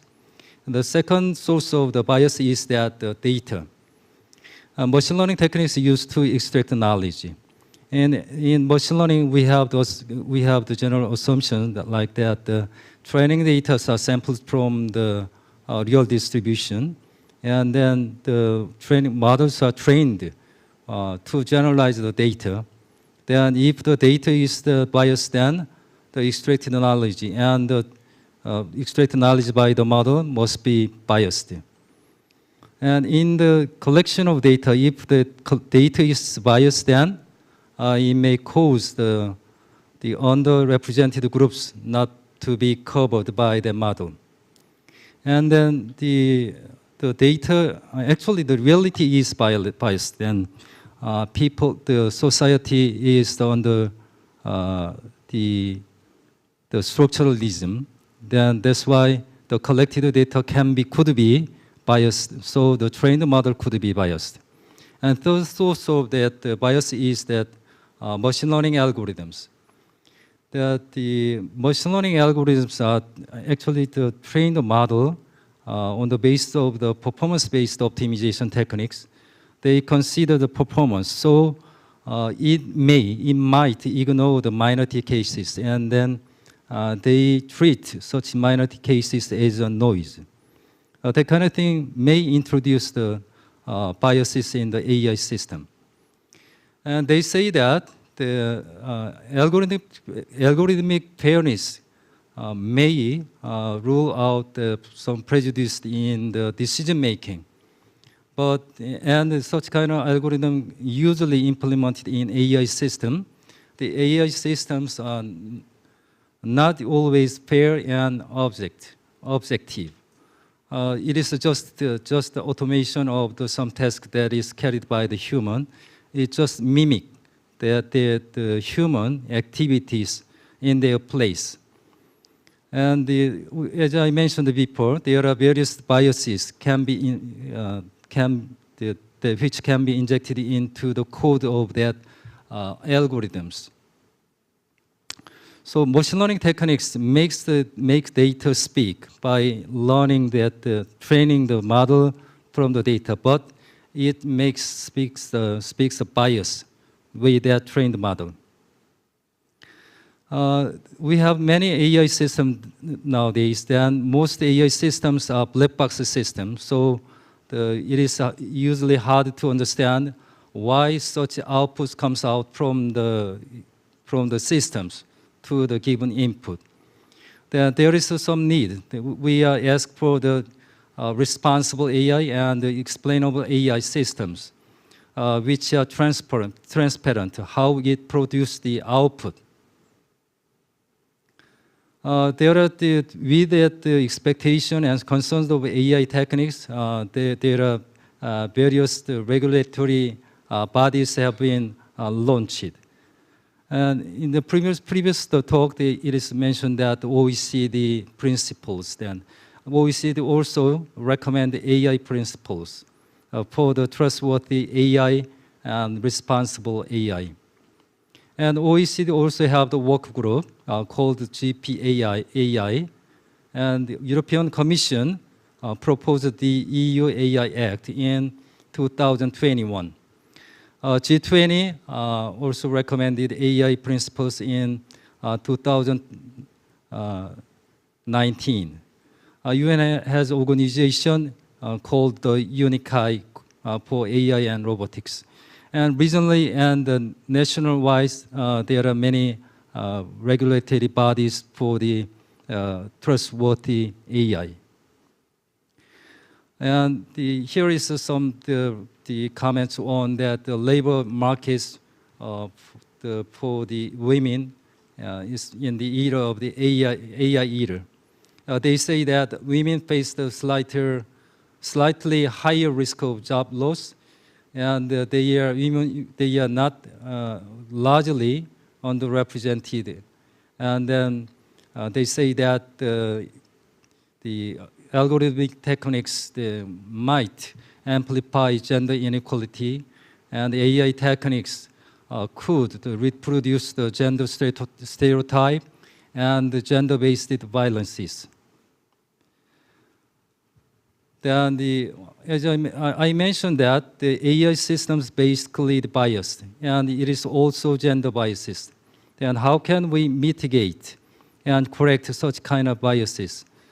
I mentioned that the three sources of the biases. The first thing is the developer biases. Then in this figure, I showed we can see in the graph there it is European data that the dark part show the portion of AI expert, female AI expert. David showed some statistics of the female scientists, but here we see that in AI field, the females are very few compared to the male, compared to the other field. So that we know that the developer biases injected into AI system, but we know it is hard to increase the number of women professional AI developer in a short term. So, but we have to somehow reduce the bias due to the male developers in the AI systems. So one measure is to enforce the gender balance of test personnel for user interface and alpha test and beta test for AI systems. Anyway, the half of the users of AI system is female, so I think it is desirable to enforce at least the test personnel and the AI software to be half of the portion. next bias source is data. Basically, data reflect the real world. The real world, we are talking about bias, gender gap or gender bias. That means our society have that kind of problem. Data collected from the society, real life. So data inevitably biased. So we have some measure to prevent that kind of thing. So the government or the organization may provide the guidelines for balanced data collection in terms of, especially in terms of gender. So they may ask that they provide a balanced distribution for the collected data. They ask them to provide statistics in terms of gender and other diversity measures. The last thing, but not the least, that is the AI system itself. The AI system is just a reflection of the data and the reflection of the human knowledge, developer's knowledge. So we have to some way to the proof, the balance on the gender issues. So that it is hard to know that. As I mentioned, that the AI system is basically black box system.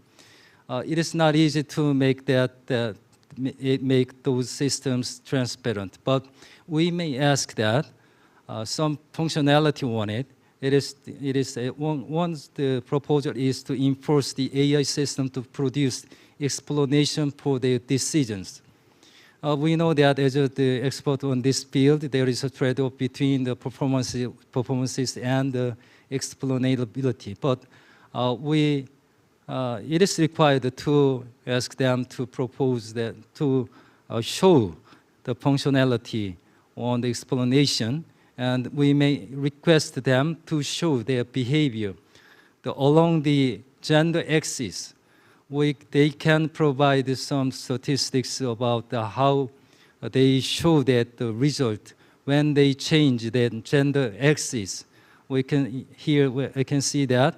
I show that the axis, the female and male, when we change their values in the input, if they then show that the output of the system, then the users can evaluate whether it is fair or unfair.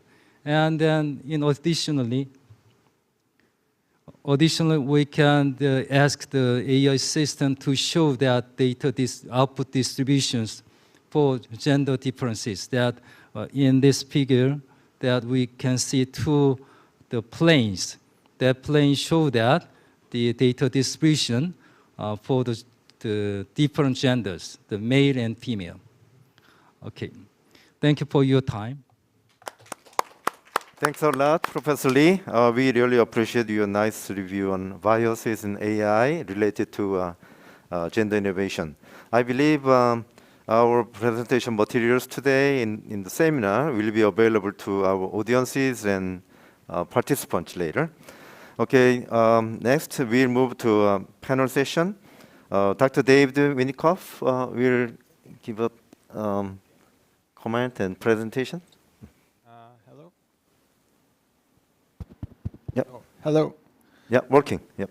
Okay, the presentation.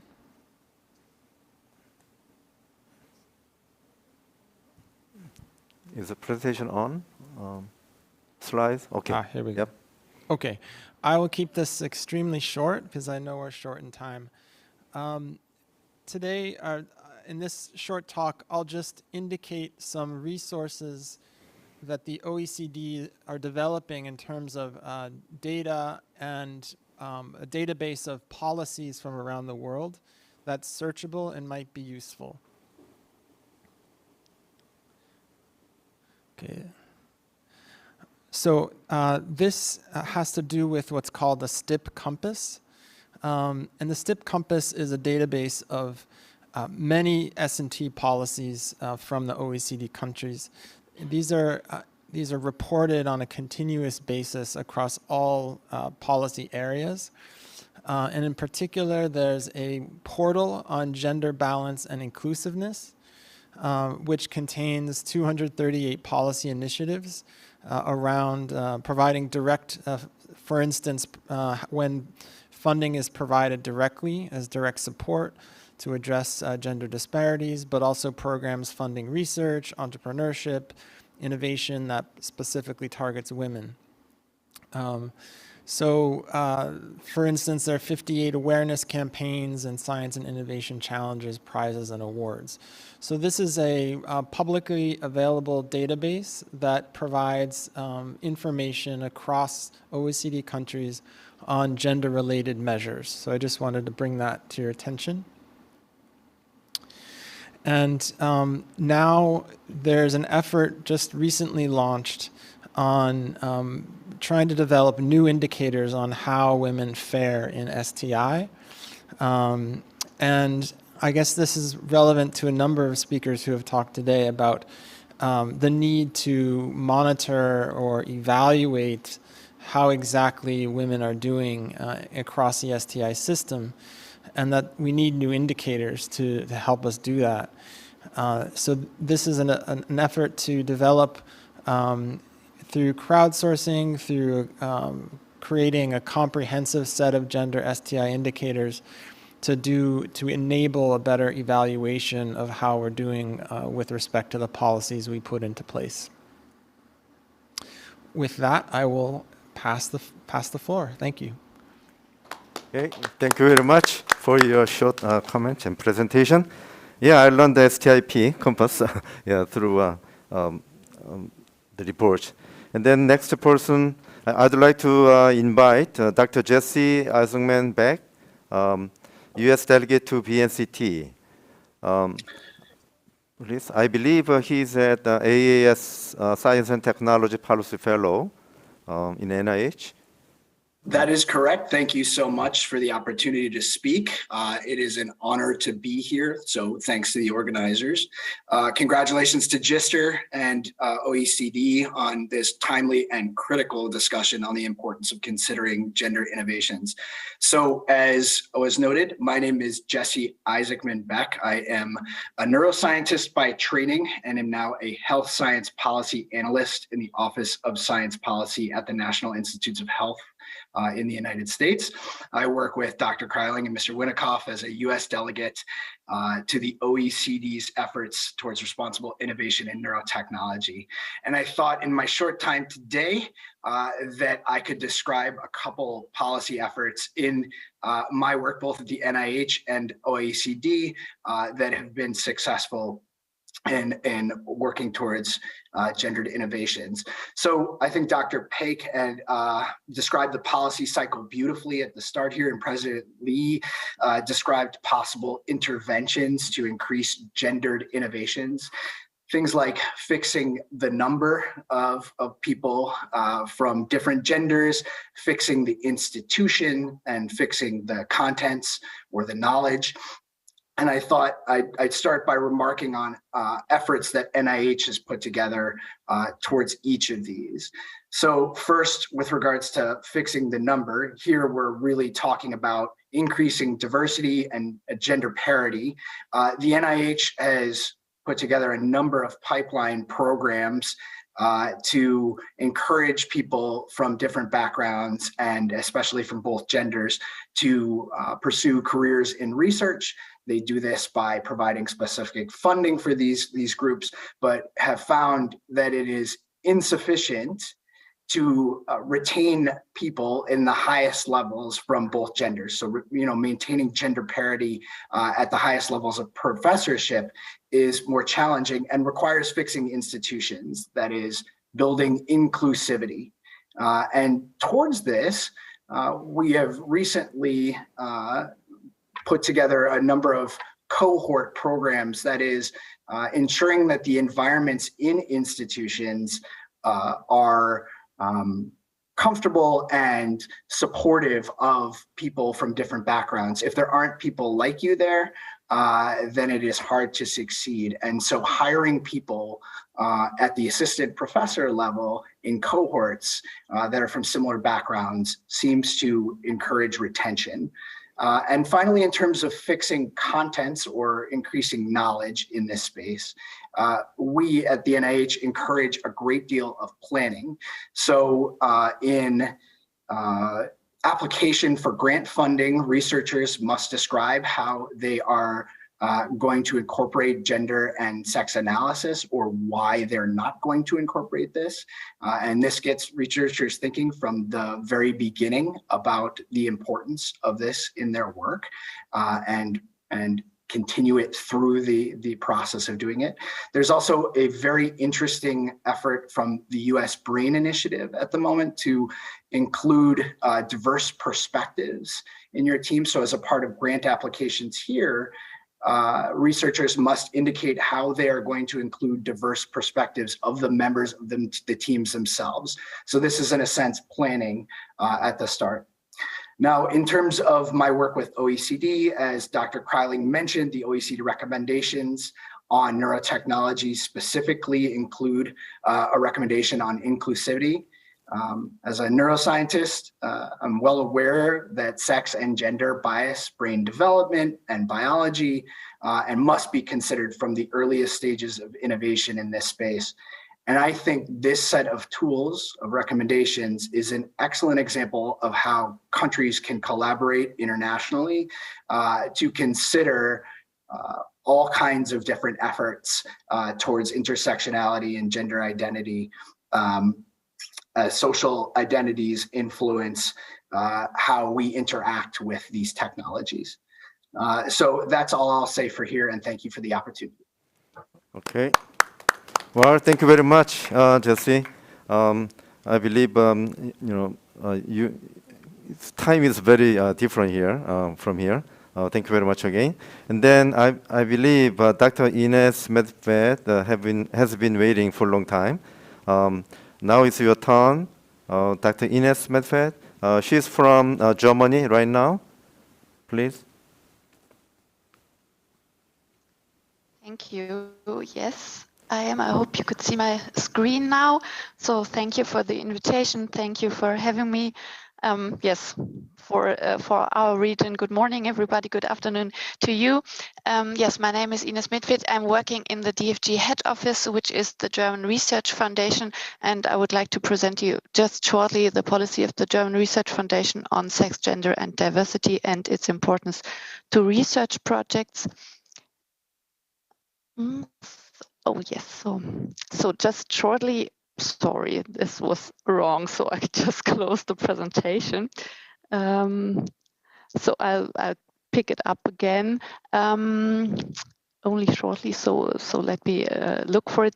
But I will continue meanwhile with my talk. So what I wanted to say to you on the second slide is that yes, the German Research Foundation is the largest German research funding organization. But that it funds yes, research from all kinds of from all disciplines.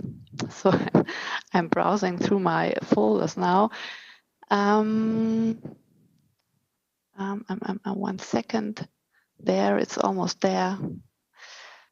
So that we fund yeah, projects from all disciplines. And however, the policy and the measures which I will present you now applies to all this disciplines. So it's more general. So there, I hope you can see it now. And I will go to the next slide now very carefully so that I won't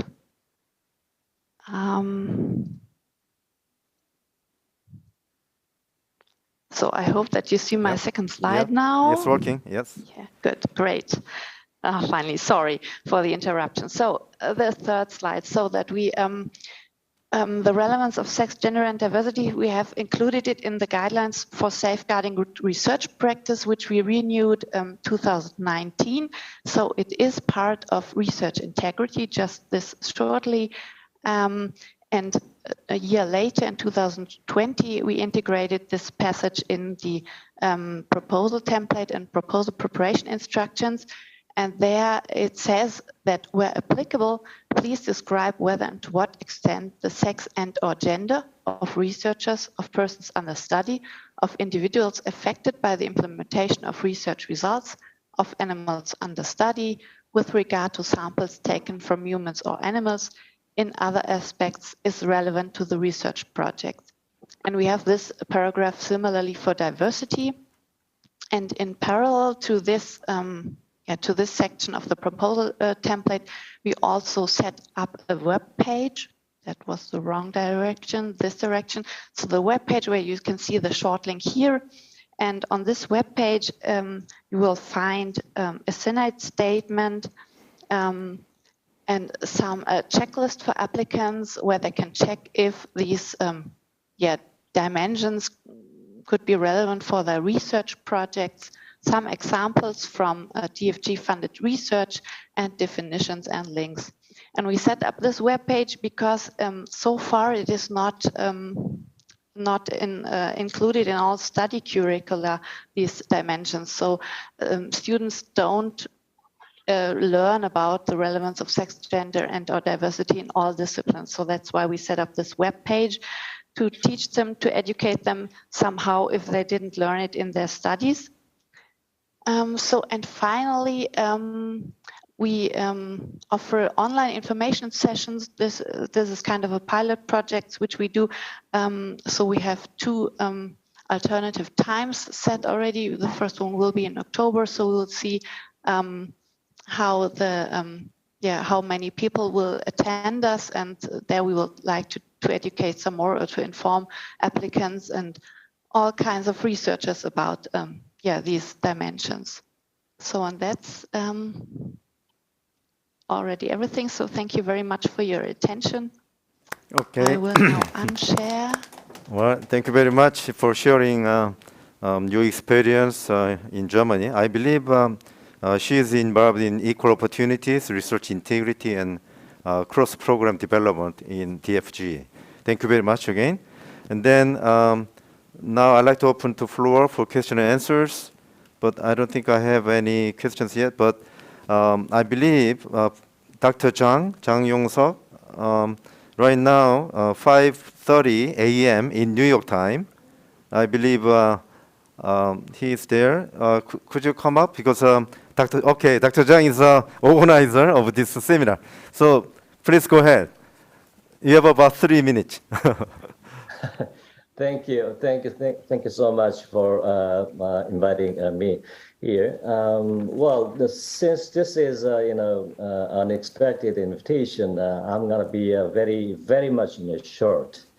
Actually, I'm not a organizer for this one, but observer as chair of OECD's Committee for Science Technology Policy. So from that perspective, I would like to pick up a few points from here. First, I could enhance my understanding on this gendered innovation very much. This seminar is very much rich, and I think this seminar brought us that the importance of gendered innovation in enhancing our science technology innovation as much as possible, the responsible for that. So in that sense, it is quite important moment, I think. And also, I'd like to point it out that there's many tasks we have to take. From the GISTeR perspective, I think that GISTeR needs to further enhance their efforts towards to make more systemic policies toward to gendered innovation. From the OECD perspective, I'd like to propose that probably it is a good place that that this issue should be disseminated and widely raised into a global world, including developing countries. So, the gendered innovation is not, just the advanced countries one, but it should be, disseminated and raised as an important agenda in even in developing countries. So I think the GISTeR and OECD can collaborate into that issue and promote this issue into the global world by engaging more developing countries to this one. So that might be one of the takeaways that I can take. Let me stop here and really, congratulations on this rich, seminar. Thank you. Okay, thank you very much for your participation. I believe you didn't sleep much tonight. Okay, well, let's move to the last session to wrap up our seminar today. Thank you very much. And we'll have a couple of minutes break and then continue. Yeah. Well, Dr. David Winikoff, you stay, please. Yeah, you have. Thank you. Okay. Professor Lee, yes, please.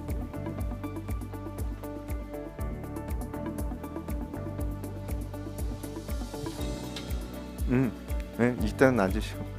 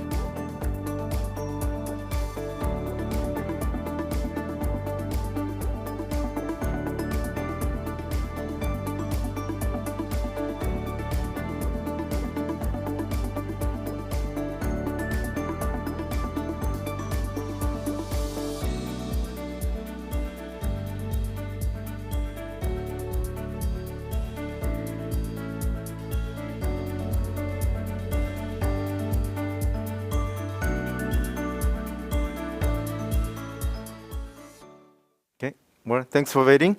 As a summary and wrap-up, representatives from OECD and GISTeR will address some takeaways from this seminar. I'd like to invite Professor Luis Melo, BNCT OECD. I'm not sure if he is in Portugal or in Paris. Please, go ahead. Professor Melo. Good morning, good afternoon, good evening. Hello. Whatever applies better to you. First of all, thank you very much for this seminar, to the GISTeR, OECD, and the organizers.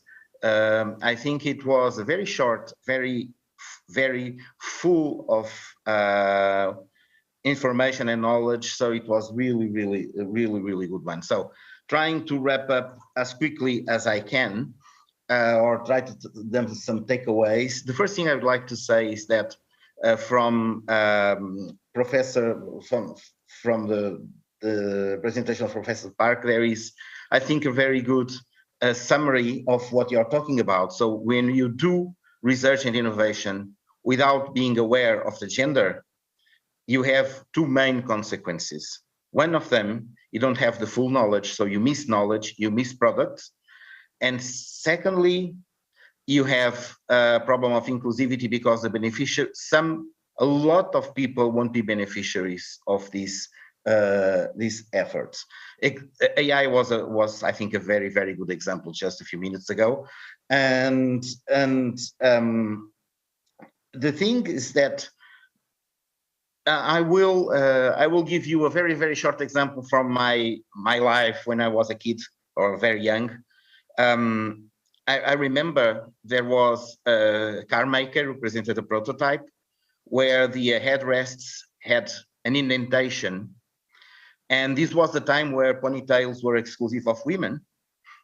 And so it happened that the indentation was to make them more comfortable with the ponytail. And it happened that the design was made by a team of women. So this is a very, very short example that if you want the gender to be represented in research and innovation, women have to be there. They have to be represented. And I think this is one of I think the most important takeaways is the representation of women in the whole process. And when you go to this representation of women, I go to David, the data David presented from the OECD, where you have 1/3 of the average is 1/3 of women doing research in the OECD, and about 25% or 20-something% doing research in ICT. And if you look, for instance, the example of my own country, where we have almost 50% of researchers are women, but less than half of that do it in ICT. So it brings us to barriers, and barriers at two levels. First, the access of women to research, to doing research and technology. The second one are even barriers that go deeper into society, that some things might not be appropriate for girls. And this is very clear because in my country it is quite obvious. And this is something that requires a long process, basically. But we have to do something. First of all, we need a way to measure. I think many data were presented. I think this idea from Stanford of these design intersectional factors is I think it's a very interesting approach. But then you have to do policies, and in policies you have a lot of things you can do, from the education, from information of society. Then you have also the research and technology policies. You have to you can do regulations, and you can make people actually assess gender issues, and I think that it's a long way, but we've seen it's a long way, but it's possible. And we've seen the case of Germany, the case of Korea, that has Korea has a very comprehensive set of regulations about this. This is a long process, but I think we're going in the right way. What I think also is that so if we continue in this way, and we will reach what I think is what we all want, which is gender-aware research and innovation. And this is very important, because the importance of gender depends a lot on what you're doing. Some are more important, some things are gender is more central, less central, but you have to assess it in every case. And I would like to end just with a very, very tiny warning, which is we must be very careful and be attentive that the fact that we are promoting gender-dependent research or aware research is the inclusivity of genders in society. So thank you. Okay, thank you very much for your insightful summary and takeaways. And then I'd like to invite Dr. David Knopf for takeaways. Yes, thank you. And once again, thanks to GISTeR and our hosts today for what I thought was a really good and important meeting. I take three things away that I'd like to mention. And these are perhaps for efforts for the future. One is we need to share good practices. We need to do that across countries. And I encourage you, Korea, and other countries to use the OECD as potentially a meeting place for the sharing of practices, using the STIP compass and other things. Second, I think we need better indicators for the evaluation of these efforts that are being put into place. There are lots of interesting experiments in policy going on. How do we evaluate whether they work or not? Because at the end of the day, that's what we're gearing for. And what are the outputs? Let's think carefully about the goals. Is it just the numbers of women in these positions, or are there more qualitative kinds of ideas that are important? Finally, I think we had implicitly the development of building a model for gendered innovation. And I think we're hearing this operate in terms of the R&D cycle, where policies can intervene through the R&D cycle, and also through the policy cycle we've also heard about. In the R&D cycle, we've heard about the collection of data, how knowledge is produced. We've talked about training AI and other programs. We've talked about design, moving towards up to even legislation. Well, I think if we codify or develop this model in a systematic way, we can create a kind of template for comparing policies and potentially learning. And I invite Korea to engage the Working Party on Bio, Nano, and Converging Technology to help develop this model, because we're working on responsible innovation. And I think this would be a really powerful way, and we have much to learn from Korea in this regard. Thank you. Okay. Thank you very much for your interest in Korea. I believe this is the first time for you to come to Korea, but I hope you come to Korea more often. Okay, thank you. And last and least, President Lee Hae-suk will talk about the wrap up and summary.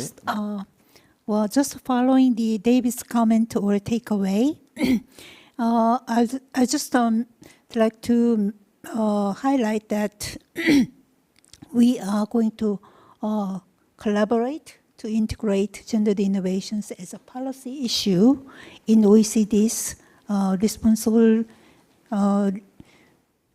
research and innovation initiatives. And since we are already late, I just take this opportunity to say thank you to all of you, and I really appreciate contributions by presenters and panelists. We learned a lot from OECD, NIH, Germany, Portugal, and I hope that we can now collaborate further and get some synergies out of that. Thank you very much. Okay, thank you very much. Well, it has been about 2 hours and 40 minutes for this seminar. I'd like to appreciate your participation and patience. Thank you very much. We'll finish up this seminar today. Thank you.